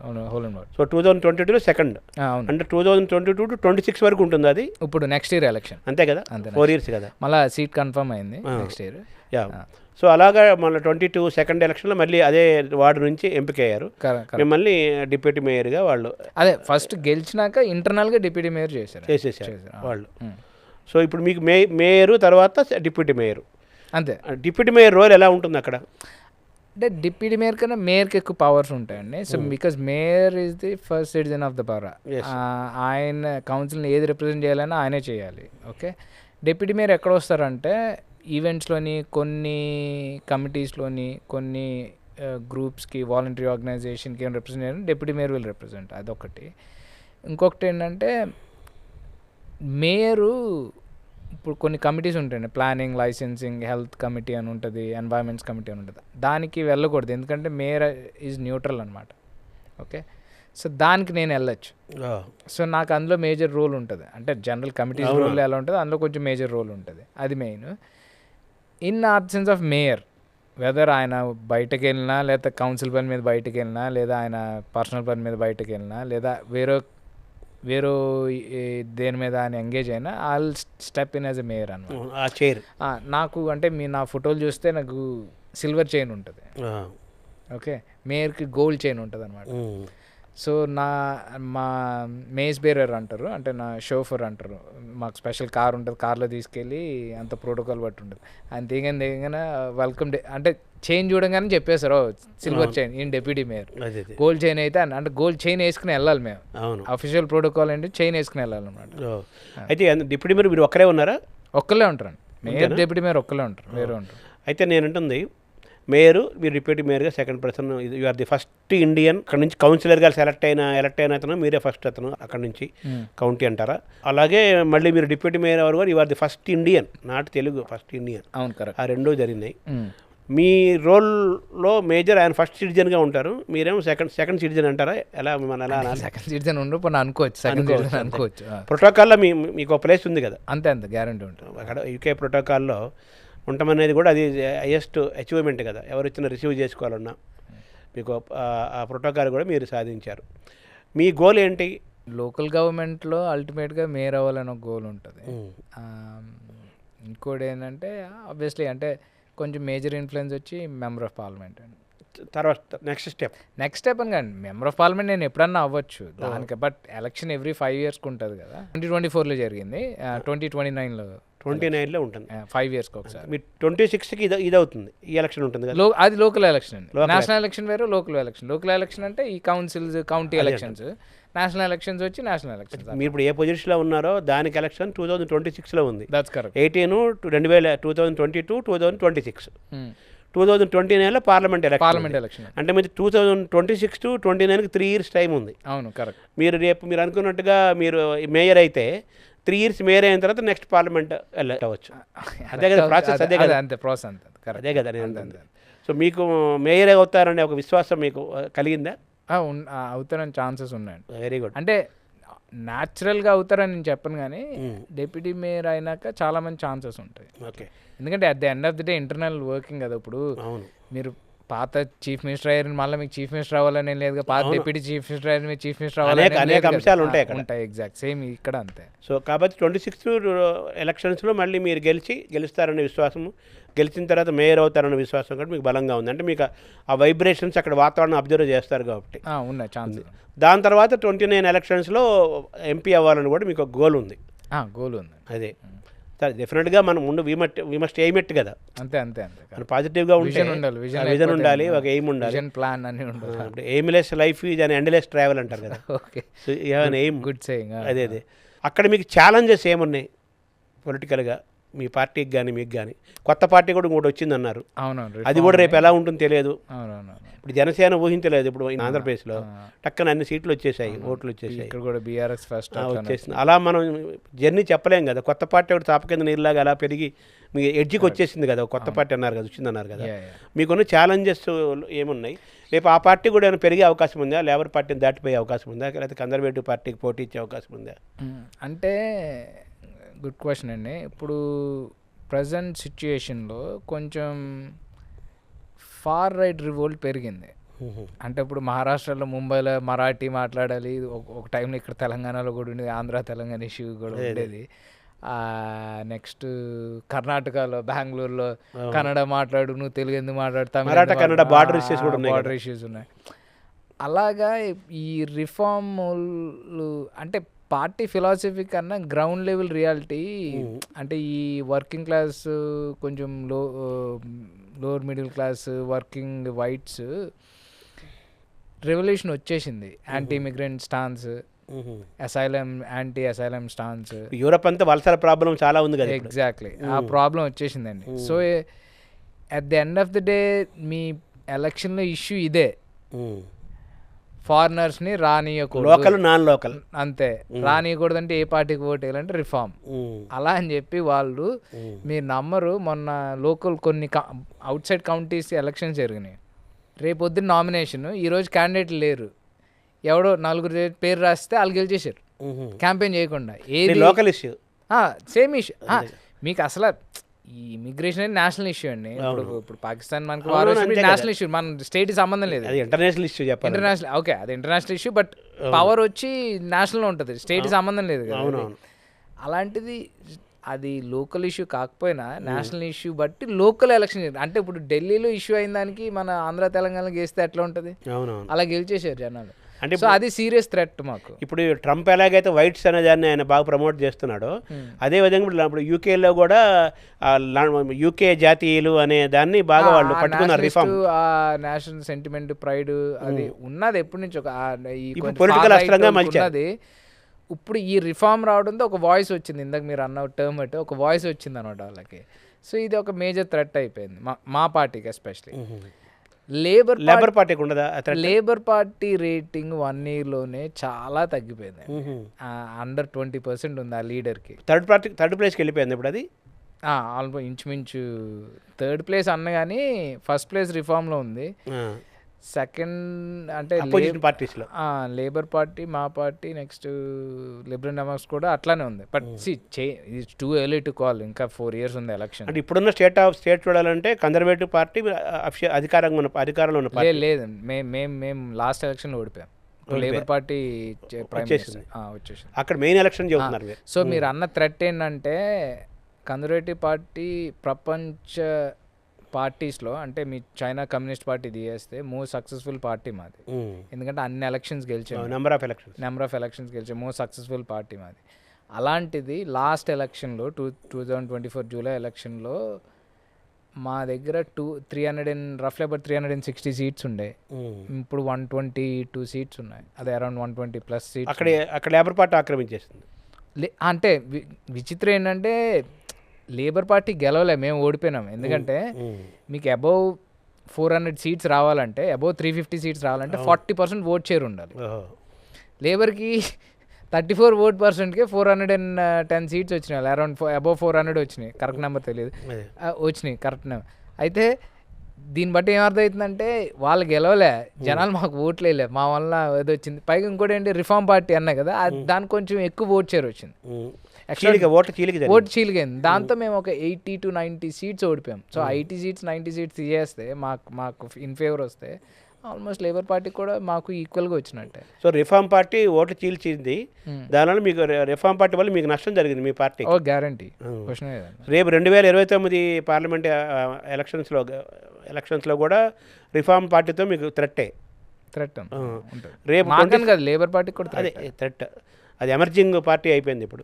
రేపు 26 మీ కౌన్సిల్ ఎలక్షన్స్కి కూడా లేదండి, రిఫార్మ్ పార్టీ రెడీ అవుతుంది. లండన్లో ఉండదు, ఎందుకంటే లండన్లో ఆల్ ఎడ్యుకేటెడ్ ప్రొఫెషనల్స్ కాబట్టి ఫార్ రైట్ సెంటిమెంట్ పనిచేయదు.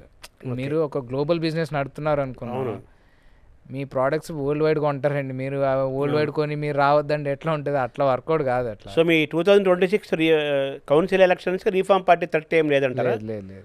సో మీ మెయిన్ కాంపిటేటివ్ పోటీ ఎవరితో ఉంటుంది 26 ఎన్నికల్లో? ఆబ్వియస్ లేబర్గానే ఉంటుంది, సేమ్ పోటీయే ఉంటుంది.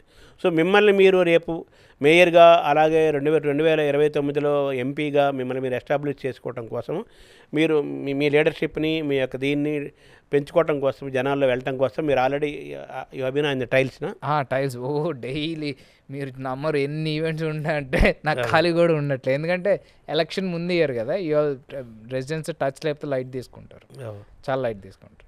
అంటే అక్కడ ఇష్యూ బేస్డ్ పాలిటిక్స్ అండి, మీ కాస్ట్ మీద కార్ వేసుకుని వచ్చి నలుగురిని తీసుకొచ్చేస్తే అట్లా వర్కౌట్ కాదు అక్కడ. ఎవ్రీథింగ్ ఏదో మెరిట్ బేస్డ్ లేదా ఇష్యూ బేస్డ్, మీరు రెసిడెన్స్కి ఏం చేస్తున్నారు అన్నదే పాయింట్. అంటే పాలిటిక్స్ అట్లానే ఉండాలండి. ఎందుకంటే ఒక చైనీస్ ఎంటర్ప్రైనర్ సోషల్ చదివిన ఒక ఆయన అన్నారు, అంటే చైనా మనకి ఫ్రిక్షన్ ఇష్యూస్ ఉన్నా కానీ ఒకటి నేర్చుకోవాలి, మళ్ళీ ఫ్రెండ్షిప్ కోసం జరుగుతుంది కదా, అది ఎట్లా జరుగుతుందిలేండి అవన్నీ. అంటే ఆయన ఒక డైలాగ్ చెప్తారు, the power of capital and the power of money, especially ఇండియాలోని యూఎస్లో ఎక్కువ, you can't check the power of capital, they rise above the political authority అంట, పవర్ పాలిటిక్స్. బట్ చైనాలో అట్లా కాదు.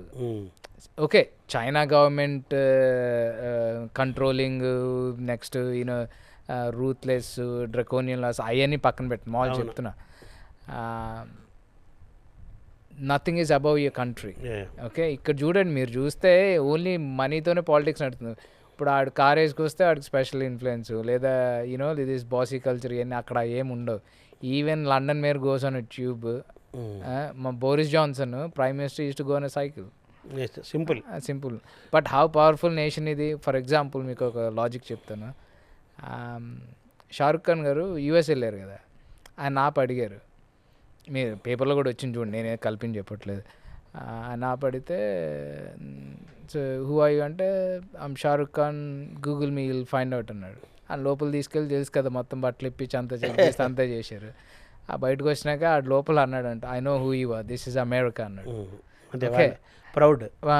అయితే నేను వెళ్ళా, ఐ వెంట్ అమెరికా. ఓకే, అప్పుడు నా లుక్ అన్నీ ఇండియన్ ఇలానే ఉంటాయి కదా, but obviously I have a British passport. అదే కాకుండా you know about my designation, ఆమె పొలిటికల్. అయితే అమెరికన్ అంబాసిడర్ ఎక్కడ ఉంటారు, మా రెసిడెన్స్ అక్కడ ఉంటుంది. నాకు ఇచ్చిన రెస్పెక్ట్ వేరే ఉంది. అవును, మీకు ఆల్రెడీ యువర్ పొజిషన్ కదా, సో అంటే అంత వాల్యూ ఉంది. ఒక కంట్రీ ఎదగాలంటే పొలిటికల్ ట్రాన్స్ఫర్మేషన్ ఉండాలండి. See even Singapore former revolutionist Lee ఉన్నారు కదా, ఆయన కూడా అదే చెప్పారు. సి వాళ్ళకి మన రిఫార్మర్, గ్రేట్ రిఫార్మర్ కదా లీ. ఎగ్జాక్ట్లీ.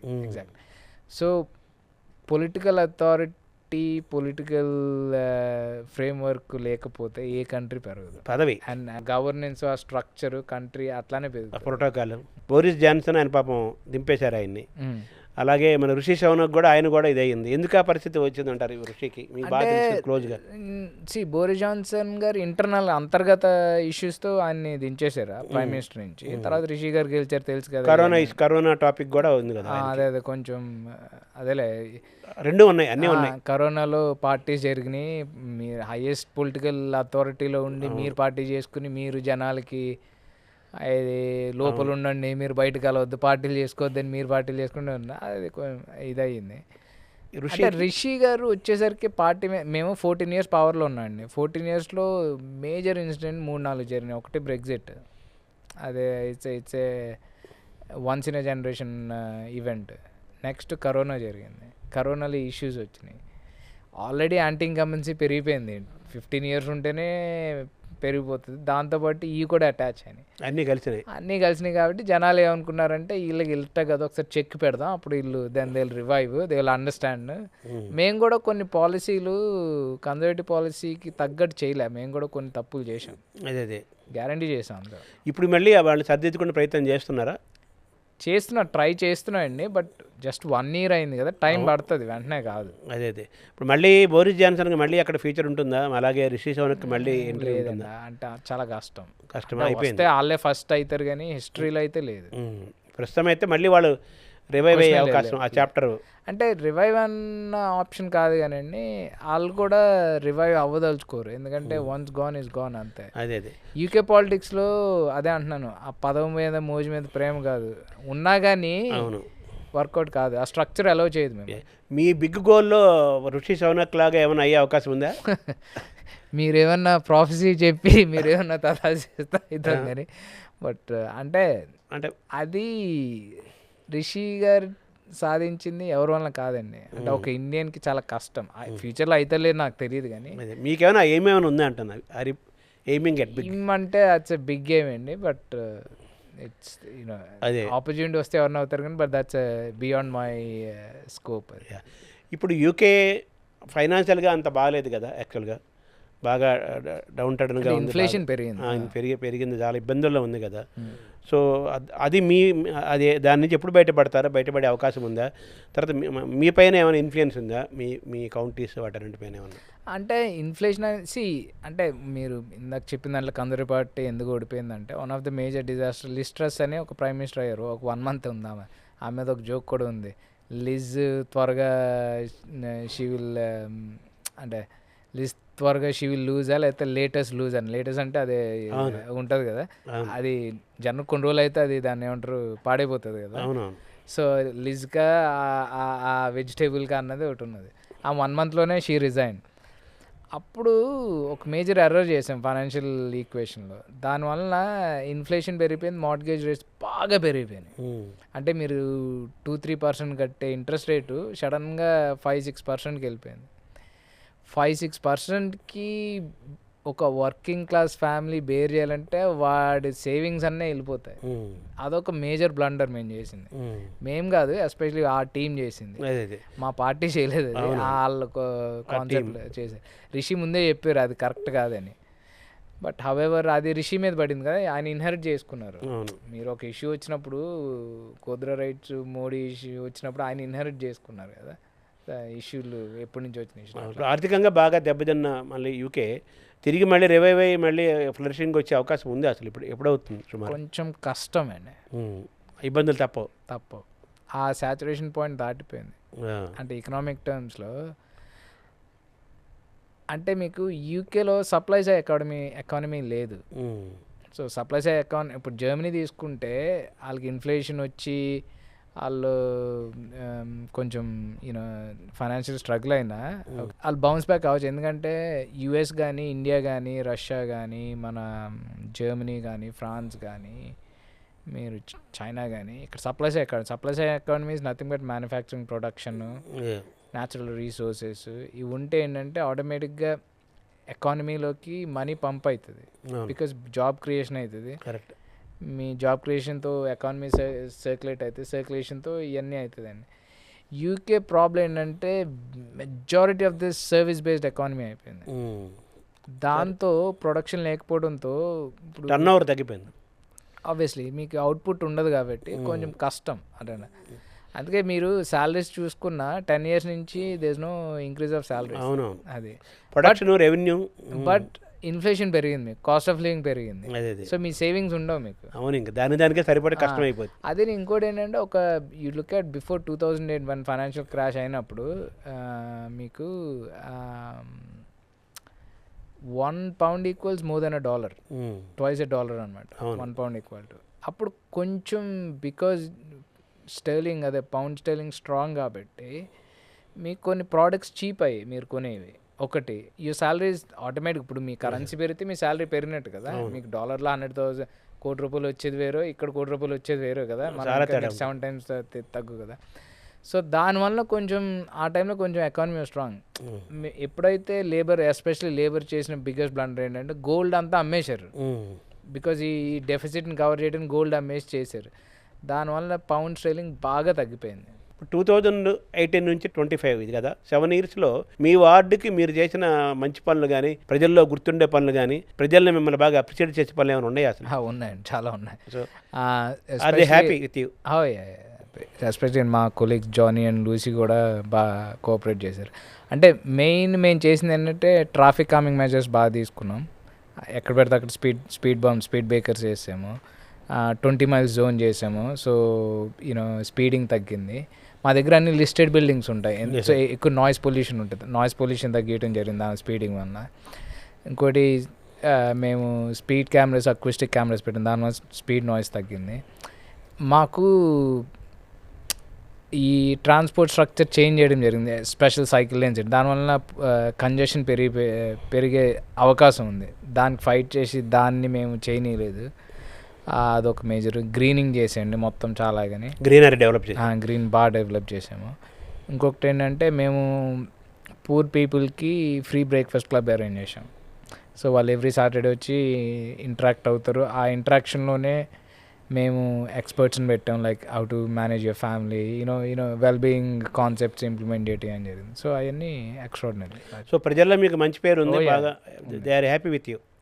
లేదంటే మళ్ళీ మిమ్మల్ని నామినేట్ చేయరు మళ్ళీ ఎలక్షన్. 2 terms, రేపు 3rd time కూడా మీరు ఆల్రెడీ ఇన్ ది లిస్ట్, చాలా నమ్మకంగా ఉన్నారు, తెలుస్తారండి. ఇండియా, యూరప్ వాటిలో బిజినెస్ అండ్ కల్చరల్ సెంటర్లు కూడా మీరు మెంబర్గా ఉన్నారు కదా. అలాగే ఇండియా యూకే రిలేషన్స్, అలాగే ఇండియా వర్సెస్ యూరప్ రిలేషన్స్లో కూడా మీరు ఎప్పటి నుంచో ఉన్నారు.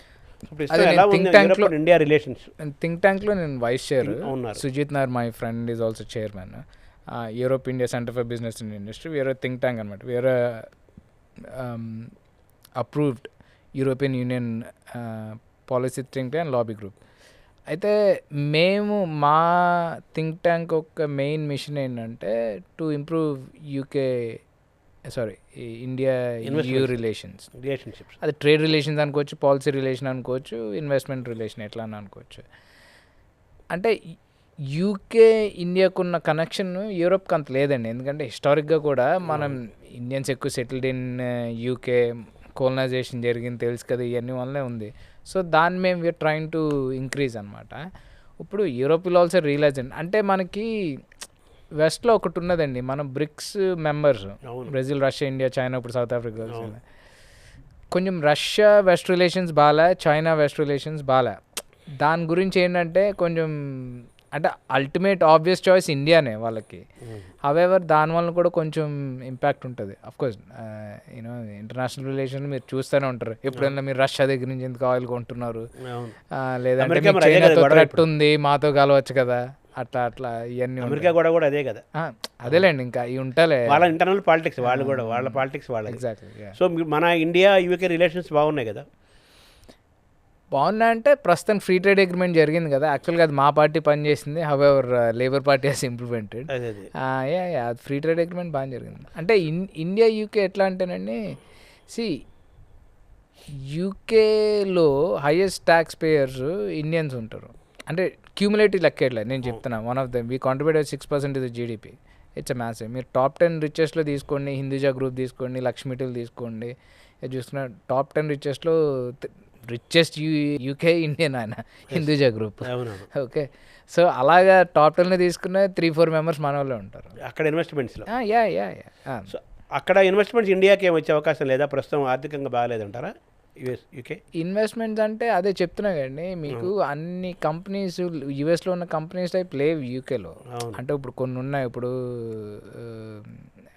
ఆ కంపెనీస్ వస్తున్నాయి కానీ ఇప్పుడు for example Rolls Royce engines ఉంది కదా, అఫ్కోర్స్ ఇట్స్ టేకెన్ ఓవర్. ఇప్పుడు వాళ్ళ బెంగళూరుది ఒక సెగ్మెంట్ ఉంది, అది అట్లా ఉన్నాయి కానీ బట్ మేజర్ లేవండి. ఎందుకంటే కంపెనీస్ హ్యావ్ టు గ్రో కదా, కంపెనీస్ లేకపోతే మీరు ఇన్వెస్ట్మెంట్ పెట్టలేదు. మన పిల్లలు చాలామంది ఇండియన్స్, తెలుగు వాళ్ళు చాలామంది చదువు కోసం అమెరికా వెళ్తున్నట్టు, కెనడా వెళ్తున్నట్టుగా, ఆస్ట్రేలియా వెళ్తున్నట్టుగా యూకే కూడా వస్తున్నారు కదా. వాళ్ళు మన వాళ్ళు అక్కడ ఫేస్ చేస్తున్న ఛాలెంజెస్ ఏంటి? వీసా పరంగా కూడా ఇంకా ఇబ్బందులు ఎదుర్కొంటున్నారు కదా. వీటికి సొల్యూషన్ ఉంటుందా? ఏంటి సొల్యూషన్ అంటే మన అప్రోచ్లో కూడా తప్పు ఉన్నదండి. నేను చూస్తుంటా పిల్లలు ఇంజనీరింగ్ అయిపోతుంది లేదా డిగ్రీ ఏదో అవుతుంది, వెంటనే నెక్స్ట్ ఇయర్ వచ్చేస్తారు యూకే. ఫస్ట్ ఆఫ్ ఆల్ యూకేలో జాబ్స్ లేవు, నేను క్లియర్గా చెప్పేసిన. ఆమె బ్రిటిష్ సిటిజన్, ఓకే, చాలా కష్టం యూకేలో జాబ్స్. ఇంకొకటి యూకే కల్చర్ ఎట్లా అంటే jobs are based on skill and experience, లేకుండా మీకు జాబ్స్ రావు. Okay, and it has to be technical. మీరు మేనేజ్మెంట్లో వచ్చేసి నేను చేస్తానంటే కుదరదు అక్కడ. ఓకే, ఫస్ట్ టెక్నికల్ స్కిల్ ఉండాలి. సాఫ్ట్వేర్ బాగుంది అక్కడ. సాఫ్ట్వేర్ ఎక్కడైనా బాగానే ఉంటుందండి. అంటే నేను అనేది ఏంటంటే ఇంజనీరింగ్ అవ్వగానే ఎక్స్పీరియన్స్ లేకుండా ఏదో మన వాళ్ళంతా ఫేక్ పెట్టేసి కొట్టేద్దాం అంటే అట్లా వర్కౌట్ కాదు. మేబీ అది యూఎస్లో కొంచెం వర్కౌట్ అయ్యేది, అది కూడా ఇప్పుడు కొంచెం కష్టంగా ఉన్నట్టు. 6,000 మంది వీసాలు రిజెక్ట్ చేశారు. సో నేను చెప్పేది ఏంటంటే ఎవరన్నా యూకేకి ఎడ్యుకేషన్ రావాలనుకుంటే ఫస్ట్ మీరు ఇక్కడ పని చేయండి, ఒక ఎంఎన్సీలో వర్కింగ్ నాలెడ్జ్ ఉండాలి. ఎంఎన్సీలో పని చేయాలి. మీరు ఏదో లోకల్ పని చేస్తే వర్కౌట్ కాదు. ఎందుకంటే ఎంఎన్సీలో అంటే మల్టీనేషనల్ కంపెనీ, ప్రపంచంలో మీరు ఎక్కడ చేసినా వర్క్ అదే ఫార్మాట్ ఉంటుంది, అదే స్ట్రక్చర్ ఉంటుంది, అదే ఫ్రేమ్ వర్క్ ఉంటుంది, అన్నీ అదే అక్కడే. మీరు పని చేసేటంటే మీ యొక్క బ్యాక్గ్రౌండ్ సీవీకి వెయిట్ ఉంటుంది, కన్సిడర్ చేస్తారు. మీ చదివిన మాస్టర్స్కి యూజ్ అవుతుంది. మీకు కొంచెం ఏదో ఇప్పుడు 2 years వీసా వస్తుంది మీరు చేయగానే, పోస్ట్ స్టడీ వర్క్ అంటారు. ఇప్పుడు అది 18 months చేయాలనుకుంటున్నారు, మేబీ అవుతుందేమో. అంటే అక్కడ యూకే రాబోయే ముందు ఇండియాలో ఎంఎన్సీ కంపెనీలో పని చేయాలండి. చెయ్యకపోతే మీకు జాబ్ రాదు అందరూ అనేసి. ఈవెన్ అంటే నేను ఇది ఐఎమ్ నాట్ క్రిటిసైజింగ్ ఎనీవన్, మీరు ఐఐటీలో చదివినా మీరు పెట్టండి మీరు సివి, అది కూడా తీసుకునే వాళ్ళు కూడా ఉండరు యూకేలో. అంటే వాళ్ళకంత అవగాహన లేదు. ఇట్స్ నాట్ ఐఐటీ వాళ్ళ మిస్టేక్ కాదు ఇక్కడ, వాళ్ళకంత అవగాహన లేదు. అంటే యూఎస్లో ఆ కల్చర్ ఉంది, మంచి యూనివర్సిటీ చదివితే ఈజ్ ఆటోమేటిక్లీ నాలెడ్జబుల్, కష్టపడి వచ్చి. ఎందుకంటే మంచి కాలేజ్లో రావటం అనేది అందరికీ రాదండి, మెరిట్ ఉండాలి కదా. మెరిట్ ఉన్నాడు obviously is intelligent. However so యూఎస్లో ఆ కల్చర్ ఉంది కానీ యూకేలో ఆ కల్చర్ తక్కువ. ఇప్పుడు మీరు ఆక్స్ఫర్డ్లో ఒక బ్రిటిష్ పీపీఈ చదువుతాడు, అంటే పాలిటిక్స్, ఫిలాసఫీ అండ్ ఎకనామిక్స్, చాలా పాపులర్ కోర్సు. వాళ్ళు వెళ్ళి ఇన్వెస్ట్మెంట్ బ్యాంక్లో జాయిన్ అవుతారు. అవును, ఓకే. సో యూకే మొత్తం థింకింగ్ వేరు, వాళ్ళది డిఫరెంట్, స్ట్రక్చర్ కూడా వేరు. ఇప్పుడు జర్మనీలో మళ్ళీ మీకు టెక్నికల్ ఆ మెరిట్ బేస్డ్ ఉన్నది, ఫ్రాన్స్లో కూడా కొంచెం ఉన్నది, యూకేలో కొంచెం తక్కువ. యూకేలో ఉద్యోగం రావాలి అంటే మన ఐఐఎంలో చదివినా, ఐఐటీలో చదివినా, అసలు మేనేజ్మెంట్కి, ఇంజనీరింగ్ వాళ్ళకి, టెక్నికల్ వాళ్ళకి ఎక్కువ అవకాశాలు ఉన్నాయి. వాళ్ళు కూడా ఇక్కడ ఏదన్నా ఒక మల్టీనేషనల్ కంపెనీలో కనీసం ఒక 2 years 1.5 years చేసి ఉంటే ఆ సీవీ అప్పుడు స్ట్రాంగ్ అవుతుంది, అప్పుడు మీకు కాస్త అవకాశం ఉండే అవకాశం. అంటే for example Barclays investment bank, all investment బ్యాంక్స్కి ఐఐటి, ఐఐఎం ఒక టాప్ కెపాసిటీ తెలుసు.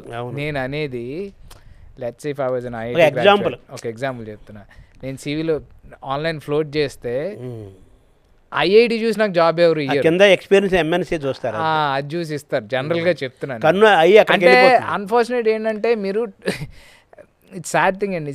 ఐఐటి ఐఎం వరల్డ్ అనేది the toughest exam to crack. అలాంటిది ఐఐఎం టాప్ 10లో కూడా లేదు, ఎందుకంటే అది మన యూనివర్సిటీ స్ట్రక్చర్ అట్లా ఉంది. ఇప్పుడు మీరు ఆక్స్ఫర్డ్, కేంబ్రిడ్జ్, మసాచ్యూసెట్స్, MIT అన్ని కాలిఫోర్నియా యూనివర్సిటీ చేస్తారు కదా. బట్ చూసి అల్టిమేట్ నీ ఎక్స్పీరియన్స్ మ్యాచ్ అవుతుందో లేదు తెలిసిపోతుంది. నాకు ఇన్ని కాల్స్ వస్తాయండి, జాబ్ మీరు సెట్ చేయండి అంటే ఫస్ట్ ఆఫ్ ఆల్ మీరు అర్థం చేసుకోవాలి, ఆమె పొలిటీషియన్, మీకు ఏమైనా వీసా ఇష్యూలు లేదంటే యూనివర్సిటీలో మీకు రేజ్ అది నేను హెల్ప్ చేస్తాను. ఇప్పుడు మీ లోకల్ ఎమ్మెల్యే దగ్గరికి వెళ్ళి ఐటీ జాబ్ ఇప్పిమంటే ఇప్పిస్తాడా? ఇప్పిడు కదా. ఎవరి దగ్గరికి వెళ్ళాలి మీరు? ఐటీ ఎవడో పని చేసాడో లేదా కార్పొరేట్ ప్రొఫైల్ దగ్గరికి వెళ్ళాలి. వీసా ఇష్యూస్ ఇంకా ఉన్నాయి కదా, నడుస్తున్నాయి కదా మనకి అక్కడ కూడా. ఉంది కదా వీసా ఇష్యూస్ ఉంటానే ఉంటాయి సార్, అవి అట్లానే ఉంటాయి. అంటే వీసా ఇప్పుడు తగ్గుతూ వస్తాయి కొంచెం. జెన్యూన్ అంటారా వాళ్ళు ఆ వీసా వాళ్ళు పెడుతున్న కండిషన్స్ యూకేలో? సార్ కండిషన్స్ అంటే అక్కడున్న లోకల్ ప్రెషర్స్, అక్కడున్న సేఫ్ గార్డింగ్, కంట్రీ యొక్క సేఫ్ గార్డింగ్. ఇప్పుడు ఛానల్ బోట్ క్రాసింగ్ అని ఉంది, చాలా ఇష్యూస్ ఉన్నాయి మా దేశానికి. అంటే ఎవడు పెడతాడు బోట్ వేసుకుని వచ్చేసి జాగ్రత్త ఆమె అసైలం అన్ని సీక్ చేస్తున్నాడు. దానివల్ల మీకు వెల్ఫేర్ బడ్జెట్ మీకు స్పెండ్ ఎక్కువ చేయవలసి వస్తుంది కదా. దాని గురించి వన్ ఆప్షన్ ఏంటంటే ఎక్కడ రెడ్యూస్ చేయాలో అక్కడ రెడ్యూస్ చేద్దాం అనుకుంటున్నారు. అది ఇప్పుడు యూకేలో చదువుకున్న వాళ్ళకి మిగతా దేశాల్లో అవకాశాలు ఉంటాయా? లేదు, యూకేలో అవకాశాలు ఉంటాయి కనీసం తక్కువ, చాలా తక్కువ. అదే అంటే డిపెండ్స్ అండి. మీరు టాప్ యూనివర్సిటీస్లో చదివితే మీ ఎక్స్పోజర్ వేరే. Top 20 university like Imperial College, Oxford, Cambridge, Warwick, ఈ క్రీమ్ లేయర్ వేరు. ఏదో వచ్చేసేయాలి, బయటకు వచ్చేయాలి, ఇండియాలో ఉండబోతున్నా అంటే. ఇంకొకటి పేరెంట్స్కి కూడా వీళ్ళ మైండ్ సెట్, మన especially Telugu mindset, 1 year waste అవుతుంది అని పంపించేస్తారు లోన్ తీసుకుని. తర్వాత ఒక 10 years వేస్ట్ అవుతుంది లైఫ్, కెరీర్ దెబ్బతింటుంది.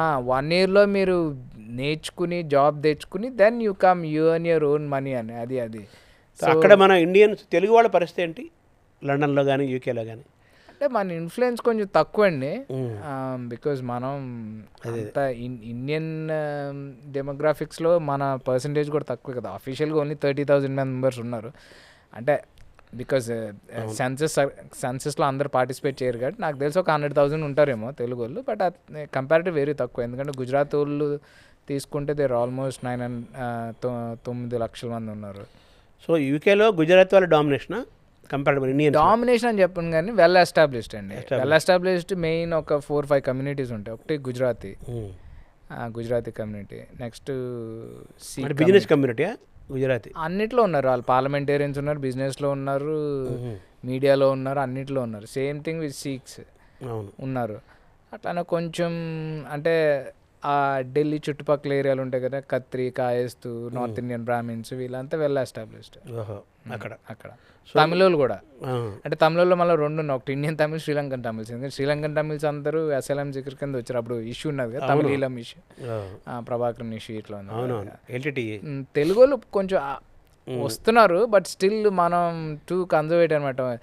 ఒక ప్రాంతము, ఒక కులము, లేదంటే ఈ ఫ్యాన్ ఫాలోయింగ్, హీరోకి జెండా కడితే ఈ యాక్టివిటీలు ఎక్కువ. దేశం కన్నా ప్రేమ కన్నా ఈ కల్చరల్ యాక్టివిటీస్ ఎక్కువ. ఇప్పుడు అమెరికాలో కూడా మన తెలుగు అసోసియేషన్లో ఈ అక్కడ కులం అనేది రాజ్యం వెళ్తోంది, ప్రాంతం రాజ్యం వెళ్తోంది, చాలా అసోసియేషన్లు ఏర్పడ్డాయి.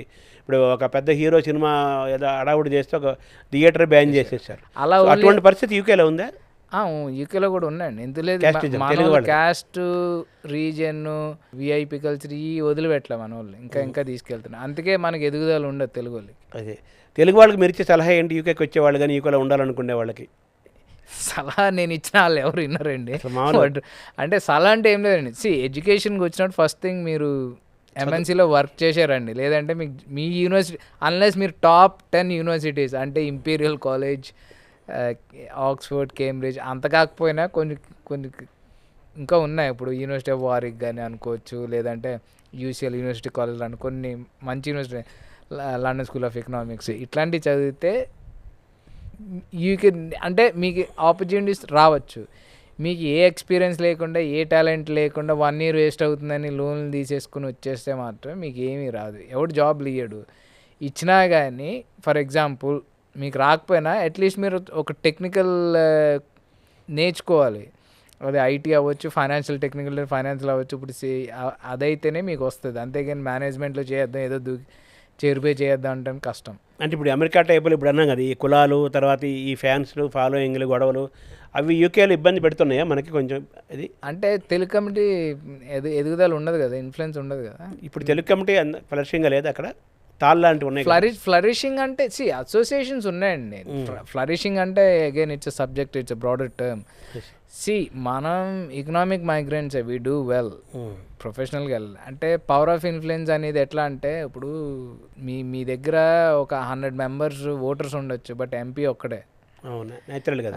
మీకు ఒక 100 బిజినెస్లు ఉండొచ్చు, ఒక బిలినియర్ గోపీచంద్ హిందూజాస్ ఉన్నారంటే వాళ్ళ ఇన్ఫ్లుయెన్స్ వేరు. కరెక్ట్. సో ఆ పవర్ ఆఫ్ ఇన్ఫ్లుయెన్స్కి వెళ్ళాలంటే మీరు ఇవన్నీ పక్కన వదిలేసేయాలి, కులాలు మతాలు ఈ ప్రాంతాలు. యూకేలోకి వెళ్తే మతం కూడా చాలా పెద్ద ఇష్యూ. అన్నీ మళ్ళీ ఇదే మళ్ళీ ఆ హీరోస్. అంటే ఒక ఎగ్జాంపుల్ చెప్తే, తెలుగు వారికి అందరూ నార్త్ ఇండియన్స్ అని తిడతారు, ఎస్పెషలీ తెలంగాణ. నార్త్ ఇండియన్ లేకపోతే తెలంగాణ వచ్చేదా చెప్పండి? ఎవరు ఇచ్చారు తెలంగాణ? ఆ టైంలో సర్దార్ పాటిల్ నార్త్ ఇండియన్ గుజరాతీ, ఆయన లేకపోతే నిజాం కాకుండా తెలంగాణ వచ్చేదా? కలిసి వెళ్ళిపోవాలండి. ఇప్పుడు ఇంకో పాయింట్ ఏంటంటే, ఫర్ ఎగ్జాంపుల్ మొన్న పహల్గామ్ అటాక్ అయింది. అన్ని స్టేట్ వాళ్ళు ప్రతి ఎంపీని లాబీ అందరు తెలుగు వాళ్ళు అందరినీ అనట్లేదు, కొంతమంది అందరినీ అనట్లేదు. మీరు పర్టికులర్ దీన్ని టార్గెట్ చేసి తెలుగు యాంటీ తెలుగు అట్లే అన్నది. ఒక లోకల్ పొలిటీషియన్ ఒక తెలుగు హీరో వస్తే మనోళ్ళు ఆడ రిసీవింగ్కి ఆడ బ్యానర్లు కడతానికి తిరిగారు. పహల్గామ్ అటాక్ మన ఇండియాకి చాలా ఇంపార్టెంట్ అటాక్ అండి. ఇదొక బర్నింగ్ ఇష్యూ ఆ టైంలో. మిగతా అందరు కమిటీ ర్యాలీకి వెళ్ళి ఎంపీకి లాబీ చేసి నెంబర్ 10 ధర్నాలు చేసి ఇవన్నీ చేశారు. అందులో ఒక బ్రాడర్ థింకింగ్ తెలుగు వాళ్ళు తప్పి నాకు ఎవరు కనిపించలే. మిగతా వాళ్ళంతా ఈ హీరో కోసం, ఆడి బ్యానర్ల కోసం, ఆడొస్తే అన్న ఇది జై అని ఫోటోలు పెడతాం. ఇది మన ఇదంతా మనకు చాలా నష్టం తీసుకొస్తుంది కదా, గ్యారంటీ. అది తెలుగులో ఇప్పుడు ఐఐటీలో చూసుకున్నా, అంటే I'm I don't have the stats, ఐఐటీలో చూసుకున్నా highest number of Telugu people అండి. ఎడ్యుకేషన్ ఉంటే you're not successful. Education without character is nothing అంటారు కదా. మీరు మనం తెలివైన వాళ్ళం, but we're not the most successful people. అది దానికి డెఫినేషన్ సక్సెస్ వేరు, యోగం వేరు. ఇంకొకటి నేను చూసిన దాంట్లో మెయిన్ ఏంటంటే, దేశం కోసం ఎక్కువ ప్రేమ తెలుగు వల్ల నాకు అనిపించదు. ఈ కులం మీద ప్రేమ, ఈ హీరో వచ్చాడు ఆడు బ్యానర్ కట్టాలి, లేదంటే ఆ సినిమా చూసి జైలు కొట్టాలి, ఇది లేదా ఈ సినిమా హిట్ అవ్వకపోయినా వేరే ఒకటి సినిమా ఆడు ఫ్లాప్ అయితే చాలు, ఈ ఎక్కువ అదే.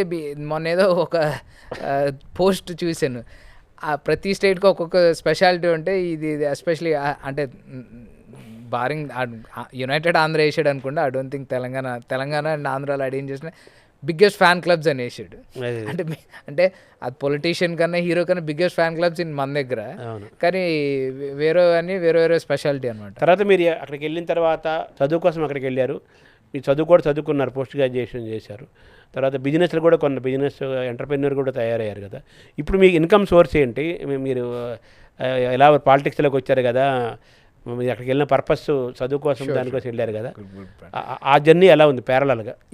అంటే నేను చిన్న ఎంటర్ప్రెన్యూర్ అండి, I use to run a company. ఇప్పుడు నేను అంటే ఒక సోర్స్ ఆఫ్ ఇన్కమ్ అనేది మల్టిపుల్ సోర్సెస్ ఉన్నాయి నాకు. Obviously I work for 2-3 companies as a board member. ఒకటి I run my own company small. అదే కాకుండా నేను థింక్ ట్యాంక్స్ పని చేస్తాను కదా, సో కన్సల్టింగ్ చేస్తూ ఉంటాం మేము. అది that's the main source of income, అట్లా ఉంటుంది. బట్ పాలిటిక్స్లో ఇక్కడ దేస్ నో మనీ అండి అక్కడ. అంటే ఇక్కడ కూడా నాకు తెలిసి ఎమ్మెల్యేకి నాకు తెలిసి ఎంత ఇస్తారు, నాది 2 లక్షలు ఇస్తారా తెలియదు. అది అసలు మనకు అది ఒక 2 lakhs అదే 2 lakhs అంటే అది I think non public domain అనుకోండి. మాకు అంతే ఇస్తారు, దానివల్ల యూ కాంట్ లివ్ అండి. అంటే మీకు శాలరీ బట్ ఎంపీకి బాగానే ఇస్తారు యూకేలో. సో అందుకే ఎంపీస్ జనరల్గా వేరే జాబ్ చేయరు, దే ఓన్లీ రిమైన్ యాజ్ సఫిషియెంట్గా ఉంటుంది. సో మీకు ఎకనామిక్ ఫైనాన్షియల్గా సఫిషియెంట్గా ఉన్నారు మీరు అక్కడ, కంఫర్టబుల్గా ఉన్నారు? దానికి ఇష్యూ ఏమి ఉండదు, కంఫర్టబుల్గా ఉన్నారు. మీరైనా ఎంటర్ప్రెన్యూర్ మారేవారు నేను, లేదా ఓన్లీ పాలిటిక్స్ ఫస్ట్లో ఉండేదండి. బట్ పాలిటిక్స్ నా I'm just enjoying politics, I love politics. అది మీ ఖాళీ టైం ఏం చేస్తుంటారు? అంత టైం దొరకదు, బట్ ఖాళీ టైం ఏం చేస్తా అంటే ఎందుకంటే ఇప్పుడు ఈ ఇంకా సినిమాలు, busy అయిపోయాను. టెన్నిస్, క్రికెట్ ఇవన్నీ ఉన్నాయి టెన్నిస్ క్రికెట్ అవి ఆడతానండి అంతే, లేదంటే కొంచెం ఈ పాలసీ డిస్కషన్లు ఇవి జరుగుతాయి కానీ నాకంత అదర్ అవగేషన్స్ పెద్ద ఏం లేదు. పొలిటికల్ ఎయిమ్స్ ఉన్నారు కాబట్టి సేమ్ అదే పొలిటికల్ plans ఉన్నాయి కదా. మీట్ అవుతూ ఉంటాము, అందరు కలిసి బయటకు వెళ్తాం, లేదంటే ఫుట్బాల్ ఆడతాం, టెన్నిస్ ఆడతాం. ఇప్పుడు మన తెలుగు వాళ్ళు ఇండియన్స్ ఎవరన్నా అప్పుడు లండన్ వస్తే అక్కడికి వస్తే సో మీ సపోర్ట్ తీసుకోవచ్చా? తీసుకొచ్చారండి, అంటే డిపెండ్స్ వాట్ సపోర్ట్. ఇక అదే ఇందాక నేను చెప్పే కదా, అగెనిస్ట్ లా చేయరు కదా. అంటే ఇప్పుడు for example last time Revanth Reddy గారు వచ్చినప్పుడు పార్లమెంట్లో ఈవెంట్ మా సంస్థ చేసింది, అట్లనే మినిస్టర్ గారితో అపాయింట్ నేను చేశాను. అట్లనే దీని ముందు ఒకసారి పవన్ కళ్యాణ్ గారు వచ్చారు కదా, దెన్ ఐ రోట్ ఈ speech in the parliament. So obviously ఇవన్నీ ఉంటాయండి. పవన్ కళ్యాణ్ అంటే వాట్ ఈజ్ యువర్ ఎక్స్పీరియన్స్? అంటే ఆయన ఈ ప్రూవ్డ్ అందరినీ ఈవెన్ అండర్ ఎస్టిమేట్ చేసిన వాళ్ళందరినీ ఆయన ప్రూవ్ చేశారు. అంటే మీకు అక్కడ మీ పర్సనల్ ఎక్స్పీరియన్స్ అంటే అతను ఇంటరాక్ట్ అయ్యారు కదా? లేదు వెరీ, అంటే అంత పెద్ద మనిషి, అంటే హంబుల్గా నేను చాలామంది హీరోస్తో ఇంటరాక్ట్ అయ్యాను, కానీ నాకు బాగా నచ్చిన అంటే ఆయన అంత పెద్ద, ఆయన స్టేచర్ వేరైనా ఆ రెస్పెక్ట్ ఇచ్చి మీరు అన్నది కొంతమందిని చూశాను. హీరో వెంకటేష్ గారు నాకు బాగా పరిచయం, పవన్ కళ్యాణ్ గారు ఒకటి, మొన్న చిరంజీవి గారిని కలిసినప్పుడు కూడా ఆయన వచ్చేసారు. మీ హీరో? నేను ఐడలిజం చేయనండి. ఇక్కడ ఉన్నప్పుడు ఆంధ్రప్రదేశ్ ఉన్నప్పుడు ఆబ్వియస్లీ చిన్నప్పుడు చిరంజీవి, పవన్ కళ్యాణ్ వీళ్ళే ఉంటారు. బట్ నేను హిందూయిజం ఫిలాసఫీ బాగా ఫాలో అవుతాను. ఈ can't idolise a cine hero, నేను యాంటీ అది. తర్వాత మన ప్రధానమంత్రి నరేంద్ర మోదీ వాళ్ళు అక్కడ వచ్చినప్పుడు ఆయన ఐడల్ ఆయన నేను కావాలంటే పూజిస్తా, కానీ సినిమా హీరోలకి నేను పూజించాను. సో అక్కడ నరేంద్ర మోదీ వచ్చి కలవడం జరిగిందా ఎప్పుడైనా మీరు? ప్రైమ్ మినిస్టర్, మన మినిస్టర్లు కూడా, సెంట్రల్ మినిస్టర్లు ఉంటారు కదా, చంద్రబాబు కూడా వచ్చారు, ఏమన్నా రాలేదు కదా? ఈ మధ్య లేటెస్ట్ సీఎం అయినప్పుడు రాలేదు, దాని ముందు వచ్చారు, అప్పుడు కలిసి. సో మన తెలుగు రాష్ట్ర ముఖ్యమంత్రులు, రాష్ట్రాల ముఖ్యమంత్రులు, అలాగే భారతదేశ ప్రధానమంత్రి కానీ మన మినిస్టర్లు వస్తున్నప్పుడు కూడా మీ రోల్ ఏముంటుంది అక్కడ? అంటే రిసీవ్ చేసుకోవటం అలా ఏదైనా? ప్రధానమంత్రి all big and all they direct interact with the ministry of మా బ్రిటిష్ హై కమిషన్ నుంచి ఆల్ దే ప్రోటోకాల్. అంటే ఒకసారి ఏమవుతుందంటే ప్రోటోకాల్ బైపాస్ చేసి మీటింగ్, ఎందుకంటే ఒకసారి ప్రోటోకాల్ కూడా యూకేలో డిలే అవుతూ ఉంటాయి, ఎందుకంటే మీరు రిక్వెస్ట్ పెట్టాలి British high commission. Direct events చేయాలన్నప్పుడు కొంచెం ఈజీ, మేము హెల్ప్ చేస్తుంటాం. అప్పుడు మేమనుక చాలామంది తెలుగు వాళ్ళు ఉన్నారు హెల్ప్ చేశారు, నేననే కాదు. బట్ మేము పవర్లో ఉన్నప్పుడు కొంచెం ఈజీ అయ్యేది. ఇప్పుడు నేను పవర్లో లేం కదా నేషనల్లో, సో లేబర్ పార్టీ కొంచెం ఎడ్జ్ ఉంటుంది లేబర్ పార్టీ మీద. ఇప్పుడు మామూలు మీరు నాకు భారతీయమైన సంప్రదాయం, సనాతన ధర్మం అంటే ఇష్టం అన్నారు కదా, ఇప్పుడు వాడారు కదా మీరు, అందుకే నేను చికెన్ మీట్ ఏం తినరా, నాన్ వెజ్ తినరా? సో మీ పేరు ఆర్యట్ కదా, ఇంటి పేరు యాక్చువల్గా. ఈ ఆర్యన్ ఏంటి? Aryan is my name, Aryan name ఉంది, బట్ నేనేంటంటే స్పెల్లింగ్ వేరేగా రాస్తాను నేను. ఏంటది, ఎందుకని అలాగా? అదే లైక్ యూరోపియన్ స్పెల్లింగ్ రాస్తాను నేను, ఇండియన్ స్పెల్లింగ్ రాయను అనమాట, కనెక్ట్ అవ్వడం కోసం. అంతే కదా, అంతే కదా, అదొక స్ట్రాటజీ అంతే. ఇప్పుడు ఆర్యన్ అంటే మామూలుగా మన ఆర్యలు, ద్రావిడులు అంటాం కదా, అలా అందులో నేను ఆర్య అంటే ఆర్యన్ మీ పేరు? ఆర్యన్ అదే అనుకోవచ్చు. సాంస్క్రిట్లో నోబుల్ అంటారు కదా ఆర్యన్. అంటే ఆబ్వియస్లీ మన ఇండియన్స్ అంతా నన్ను ఉదయ్ అని పిలుస్తారు కానీ, బట్ ఆఫీషియల్గా ఆర్యన్ అనే పిలుస్తారు అక్కడ. అంటే కౌన్సిలర్ ఆర్ఐటి అంటారు అక్కడ, మిస్టర్ ఆర్ఐటి, కౌన్సిలర్ ఆర్ఐటి సర్నేమ్తో పిలుస్తారు, అది మోర్ రెస్పెక్టబుల్ అన్నమాట. అంటే అక్కడ మిమ్మల్ని ఎలా పిలుస్తారు? కౌన్సిలర్ ఆర్ఐటి అంటారు. ఆర్ఐటి అంటారు, ఆర్యన్ అంటాం లేదు. ఆర్యన్ అనేది అంటే ఫ్రెండ్లీ ఇంటరాక్షన్ అండి. వెన్ మీరు కౌన్సిల్ రిప్రజెంట్ చేసిన కౌన్సిలర్ ఆర్ఐటి అంటారు. సర్నేమ్ ఉంటుంది కదా, సర్నేమ్ ఉంటుంది కదా, మిస్టర్ సర్నేమ్ అని పిలాలి. అంటే గారు, ఇంగ్లీష్లో గారు అన్న పదం లేదు కదా, మీరు గారు అంటే మిస్టర్. అవును. సో మిస్టర్ ఆర్ఐటి అంటారు, లేదా councillor RIT, mister deputy mayor అంటారు, మిస్టర్ ప్రెసిడెంట్ అంటుంటాం, మిస్టర్ ప్రెసిడెంట్ ఎగ్జాక్ట్లీ అట్లా అనమాట. సో టైటిల్కి మిస్టర్ పెడతారు, అంటే గారు మీరు అన్నట్టు అనమాట. సో నన్ను ఆర్ఐటి అని పిలుస్తారు, ఎందుకంటే RIT is more Europe, is proper Greek name. Alexander descendants అందరూ ఆర్ఐటీస్ అంటే ఒక వర్చ్యూ మాత. ఓకే, మీకు ఏదో ఒక అమ్మవారు, వాళ్ళు గాడెస్ అనమాట. సో ఆర్ఐటి అనేది ఒక ఫీమేల్ నేమ్ అక్కడ, అంటే ఇక్కడ లక్ష్మి అలాగా ఆర్ఐటి అంత కామన్ నేమ్ అక్కడ, కనకదుర్గ అమ్మవారు ఆ టైప్. సో ఆర్ఐటి అని చూడంగానే నీకు ఈ నేమ్ ఎట్లా అడుగుతారు, నీకు ఈ నేమ్ ఎట్లా వచ్చింది, ఇది ఫీమేల్, నువ్వు ఎట్లా పెట్టుకున్నావు, నీ హిస్టరీ ఏంటి, నువ్వు ఎక్కడి నుంచి వచ్చాయి ఇవన్నీ అడుగుతారు. అది కూడా మీకు బాగా ఉపయోగపడింది. గ్యారంటీ. సో ఓవరాల్గా మీరు భీమవరం నుంచి లండన్ వెళ్ళి యూకేలో ఈ 2000 మీరు 20 years అయిందిగా సుమారు. సో మీరు కంఫర్టబుల్గా హ్యాపీగా ఉన్నారు. సో మీరు చెప్పాలనుకుంది ఏమైనా ఉందా చివరిలో? ఏం లేదండి, అంటే ఇండియాకు కూడా వెస్ట్రన్ పాలిటిక్స్ లాగా వస్తే India 20-30 years of Chinese revolution is equivalent to 200 years of western civilization. మనం 20 yearsలో ప్రపంచం అందరిని దాటేస్తాం. We don't have to go 2050 దాటేస్తాం. ఆ చేంజ్ ఇప్పుడు మీరు నరేంద్ర మోడీ, ఆ చేంజ్ కొంచెం బీజేపీ నరేంద్ర మోడీ గారి దగ్గర చూసాను నేను. మన గ్లోబల్లో మన ఇన్ఫ్లుయెన్స్, గ్లోబల్లో మన ఇమేజ్, గ్లోబల్లో మన పవర్ ఇదివరకు అంటే కొంచెం ఇందిరాగాంధీ గారు అపోజ్ చేశారు, అప్పుడే రష్యా స్ట్రాంగ్ తీసుకున్నాం, కానీ ఆ డైనమిక్ లీడరు ఆ లీడ్ చూడలే నేను అక్కడ. అంటే మీరు ఫస్ట్ టైం మోడీ గారు లండన్ వచ్చినాడు ప్రైమ్ మినిస్టర్ అయినాక 2015లో, డేవిడ్ క్యామరన్ గారు సెకండ్ టైం గెలిచారు ప్రైమ్ మినిస్టర్. ఆ వెమ్లీ స్టేడియంలో పెట్టినప్పుడు హీ వాజ్ షాక్. ఏంది 3 లక్షల మంది, సారీ ఎంత, అరౌండ్ 80,000 members స్టేడియంకి వచ్చేసరికి ఆడికి షాక్. అంటే 50,000 అన్నారు అప్పుడు diaspora for a prime minister. అంటే డేవిడ్ క్యామరన్ అంత షాక్ అయిపోయాడు. అంటే మన political mindset, voter mindset, politician mindset మారాలంటారా? అంటే ఒకటండి, మనీ గురించి కులం గురించి వేసినప్పుడు దేశం బాగుపడదు. First point. అక్కడ పాలిటిక్స్ డబ్బు పాత్ర లేదా? లేదు, క్వశ్చనే లేదా. వర్కౌట్ సిస్టమ్ కూడా అలౌ చేయదు. మీరు ఓట్ కొనుక్కోవాలనుకుందాం ఫర్ ఎగ్జాంపుల్. ఇక్కడ నాకు తెలియదు హైయెస్ట్ ఓట్ ఎంత ఇస్తారు, 5,000 10,000 ఇస్తారు. పోనీ 20,000 ఇచ్చారు అనుకుందాం. అక్కడ మీకు 100 pounds అంటే 10,000, 200 pounds. దానికి ఎవడు మీ ఓటు మార్చుకోడు వాడు. ఓకే, మార్చుకున్నా మీకు నెంబర్ తక్కువ ఉంటారు. అసలు వర్కౌట్ కాదు అట్లా. మీరు ఫస్ట్ 200 pounds మీరు ఎట్లా ఇవ్వగలరు? క్యాష్ అనేది అంత ఉండదు అక్కడ. Everything is digital account. Digital మీరు అన్ని ట్రాన్స్ఫర్ చేయలేరు, మీ బ్యాంక్ బ్లాక్ చేస్తుంది. ఆప్షన్. సెకండ్ ఆప్షన్, నిజంగా ఒకటి ఓటు కొనుక్కోవాలంటే you have to spend 1,000 pounds అనుకుందాం, 1 lakh. అంటే అంతమంది ఓటర్ల దగ్గర మీ దగ్గర అంత డబ్బు ఉండదు. బేసిక్లీ అంత డబ్బు ఉండదు కదా మీ దగ్గర. అంటే మీరు కాబట్టి ఇక్కడ ఓటర్ మైండ్ సెట్ మారాలి. అంటే డబ్బులకి అమ్ముడుపోయే కులము, డబ్బులు, ఇలాంటి ప్రాంతం, ఇలా ముఖ్యంగా కులము, డబ్బు అనే దానికి అమ్ముడుపోయే విధంగా ఓటర్ మారాలి. మంచి నాయకుడిని ఎంచుకోవాలి. అలాగే పొలిటీషియన్ కూడా దేశభక్తితో ఉండాలి, బాధ్యతగా ఉండాలి. ఇటువంటి మైండ్ సెట్ మరి ఇన్ఫ్లుయెన్స్ పర్సనాలిటీకి మారాలంటారు. అంటే మన ఇండియా కొంచెం సోషలీ కాన్షియస్ స్టేట్ అండి. ఎందుకంటే మనం మెయిన్ థింగ్ నాకు ఇండియాకి డ్రాబ్యాక్ ఏంటంటే పాపులేషనే. అవును. అంటే మనం చైనాతో కంపేర్ చేయొద్దు. చైనా పాపులేషన్ దాటిపోయాం మనం చైనా అనే, కానీ అందరూ అంటారు చైనా కుడ్ ప్రూవ్. అంటే చైనా కుడ్ ప్రూవ్. చైనా ఎట్లా ప్రూవ్ చేసిందంటే అందరూ పని చేయాలి, ఓన్లీ ఇయర్కి 10 days హాలిడేస్. ఓకే, నేను మినిస్టరు, లేదా నేను సినిమా హీరో, స్పెషల్ స్టేటస్ అంటే ఎవరికి ఉండదు, అట్లా ఉండదు. గవర్నమెంట్ చెప్పింది తినాలి, ఒకటే గవర్నమెంట్ ఇట్లా చెప్తుంది అలాగే చేయాలి. అవన్నీ ఫాలో అయితే మనమే అవుతాం. అది చైనాతో కంపేర్ చేయదు మనం. బట్ నేను అదే ఏంటంటే population is a major thing. ఎందుకంటే పాపులేషన్ పెరగకూడదు అంటారు. క్వశ్చనే లేదండి. తర్వాత ఇప్పుడు మనం అన్నా కదా, మన ఇండియా స్ట్రాంగ్ ఉండాలంటే పొలిటికల్గా మనం ఎలా ఉండాలంటారు? First thing political main purpose అనేది ఒకటి పెట్టుకోండి. మా దగ్గర పబ్లిక్ సర్వీస్. ఫర్ ఎగ్జాంపుల్ నా కాన్స్టిట్యూయన్స్ని క్యాబ్ పెట్టుకుని వెళ్తా. ఎందుకంటే లేదంటే రోడ్డు మీద ఆపుతారు అప్పుడప్పుడు. నేను నీకు మొన్న ఈమెయిల్ పంపించి నువ్వు ఏం చేసినా నాకు రిజల్యూషన్ అవ్వలేదు, నువ్వేమో హ్యాపీగా తిరుగుతున్నావు అంటారు.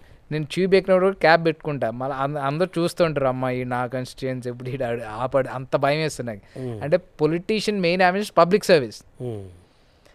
నేను మినిస్టర్, నా స్పెషల్ డేటస్, అరే గేట్ తీరా, నేను మినిస్టరు, నువ్వు నన్ను ఆపేయండి. ద మూమెంట్ అది వచ్చేసరికి నీ పర్పస్ ఆఫ్ పాలిటిక్స్ అయిపోతుంది. పాలిటిక్స్ అంటే లాస్ట్ టైము వెంకయ్యనాయుడు గారు వచ్చారు, ఇంకేమన్నా కలిసి ఆయన ఒక ఎగ్జాంపుల్ చెప్పారు. అప్పుడు ఎమర్జెన్సీ టైంలో జనతా పార్టీ కదా ఆయన తిన్నప్పుడు ఆయన సీట్ వచ్చినట్టు ఆయనకే తెలియదంట. ఆయన చెప్తున్నారు నాకు సీట్ వచ్చినట్టు నాకే తెలియదు, ఆఫీస్కి అప్పుడు ఫోన్లు కూడా తక్కువ, ఫోన్ చేస్తే నెక్స్ట్ డే మార్నింగ్కి ఎప్పుడో తెలిసింది నాకు. వాళ్ళు సెలెక్ట్ చేశారు. అప్పుడు పాలిటిక్స్ అలా ఉండే, నా దగ్గర డబ్బు ఏం లేదు, ఇట్లా చిన్న చందాలు వేసుకుంటే మేము ఎలక్షన్ గెలిచేసి ఇంకా మిగిలిపోతే నేనే నా లోకల్ పార్టీ ఆఫీస్ అప్పులు ఉంటే అప్పులు తీర్చాను అని చెప్పారు. సో అంటేనంటే మీరు అన్నట్టుగా పొలిటీషియన్ అనేవాళ్ళు సోషల్లీ రెస్పాన్సిబుల్గా ఉండాలి, కానీ అదేదో పదవి అడావుడి చేయకూడదు, డబ్బు పాత్ర ఉండకూడదు, మంచి క్యాండిడేట్ని ఎంచుకోవాలి. అంటే మన ఇండియన్ పాలిటిక్స్లో అది ఎక్కేసిందండి, మనీ అండ్ పవర్ అది ఎక్కేసింది మైండ్కి. అది ఎక్కేయడంతో కష్టం. ఎందుకంటే when you think your above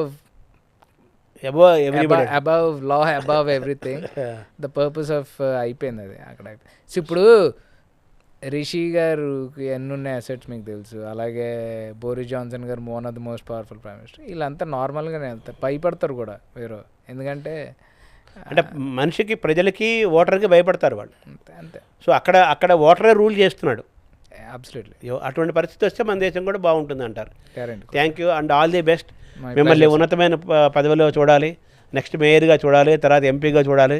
అన్ని అవకాశం వస్తే మీరు కూడా ఋషి అంత కంపారిజన్ కాదు కానీ ఒక హైయెస్ట్ పొజిషన్లో ఉండాలని కోరుకుంటున్నాం. All the best. Thank you very much. ప్రత్యేకంగా మన స్టూడియోకి వచ్చినందుకు thank you. Thank you very much.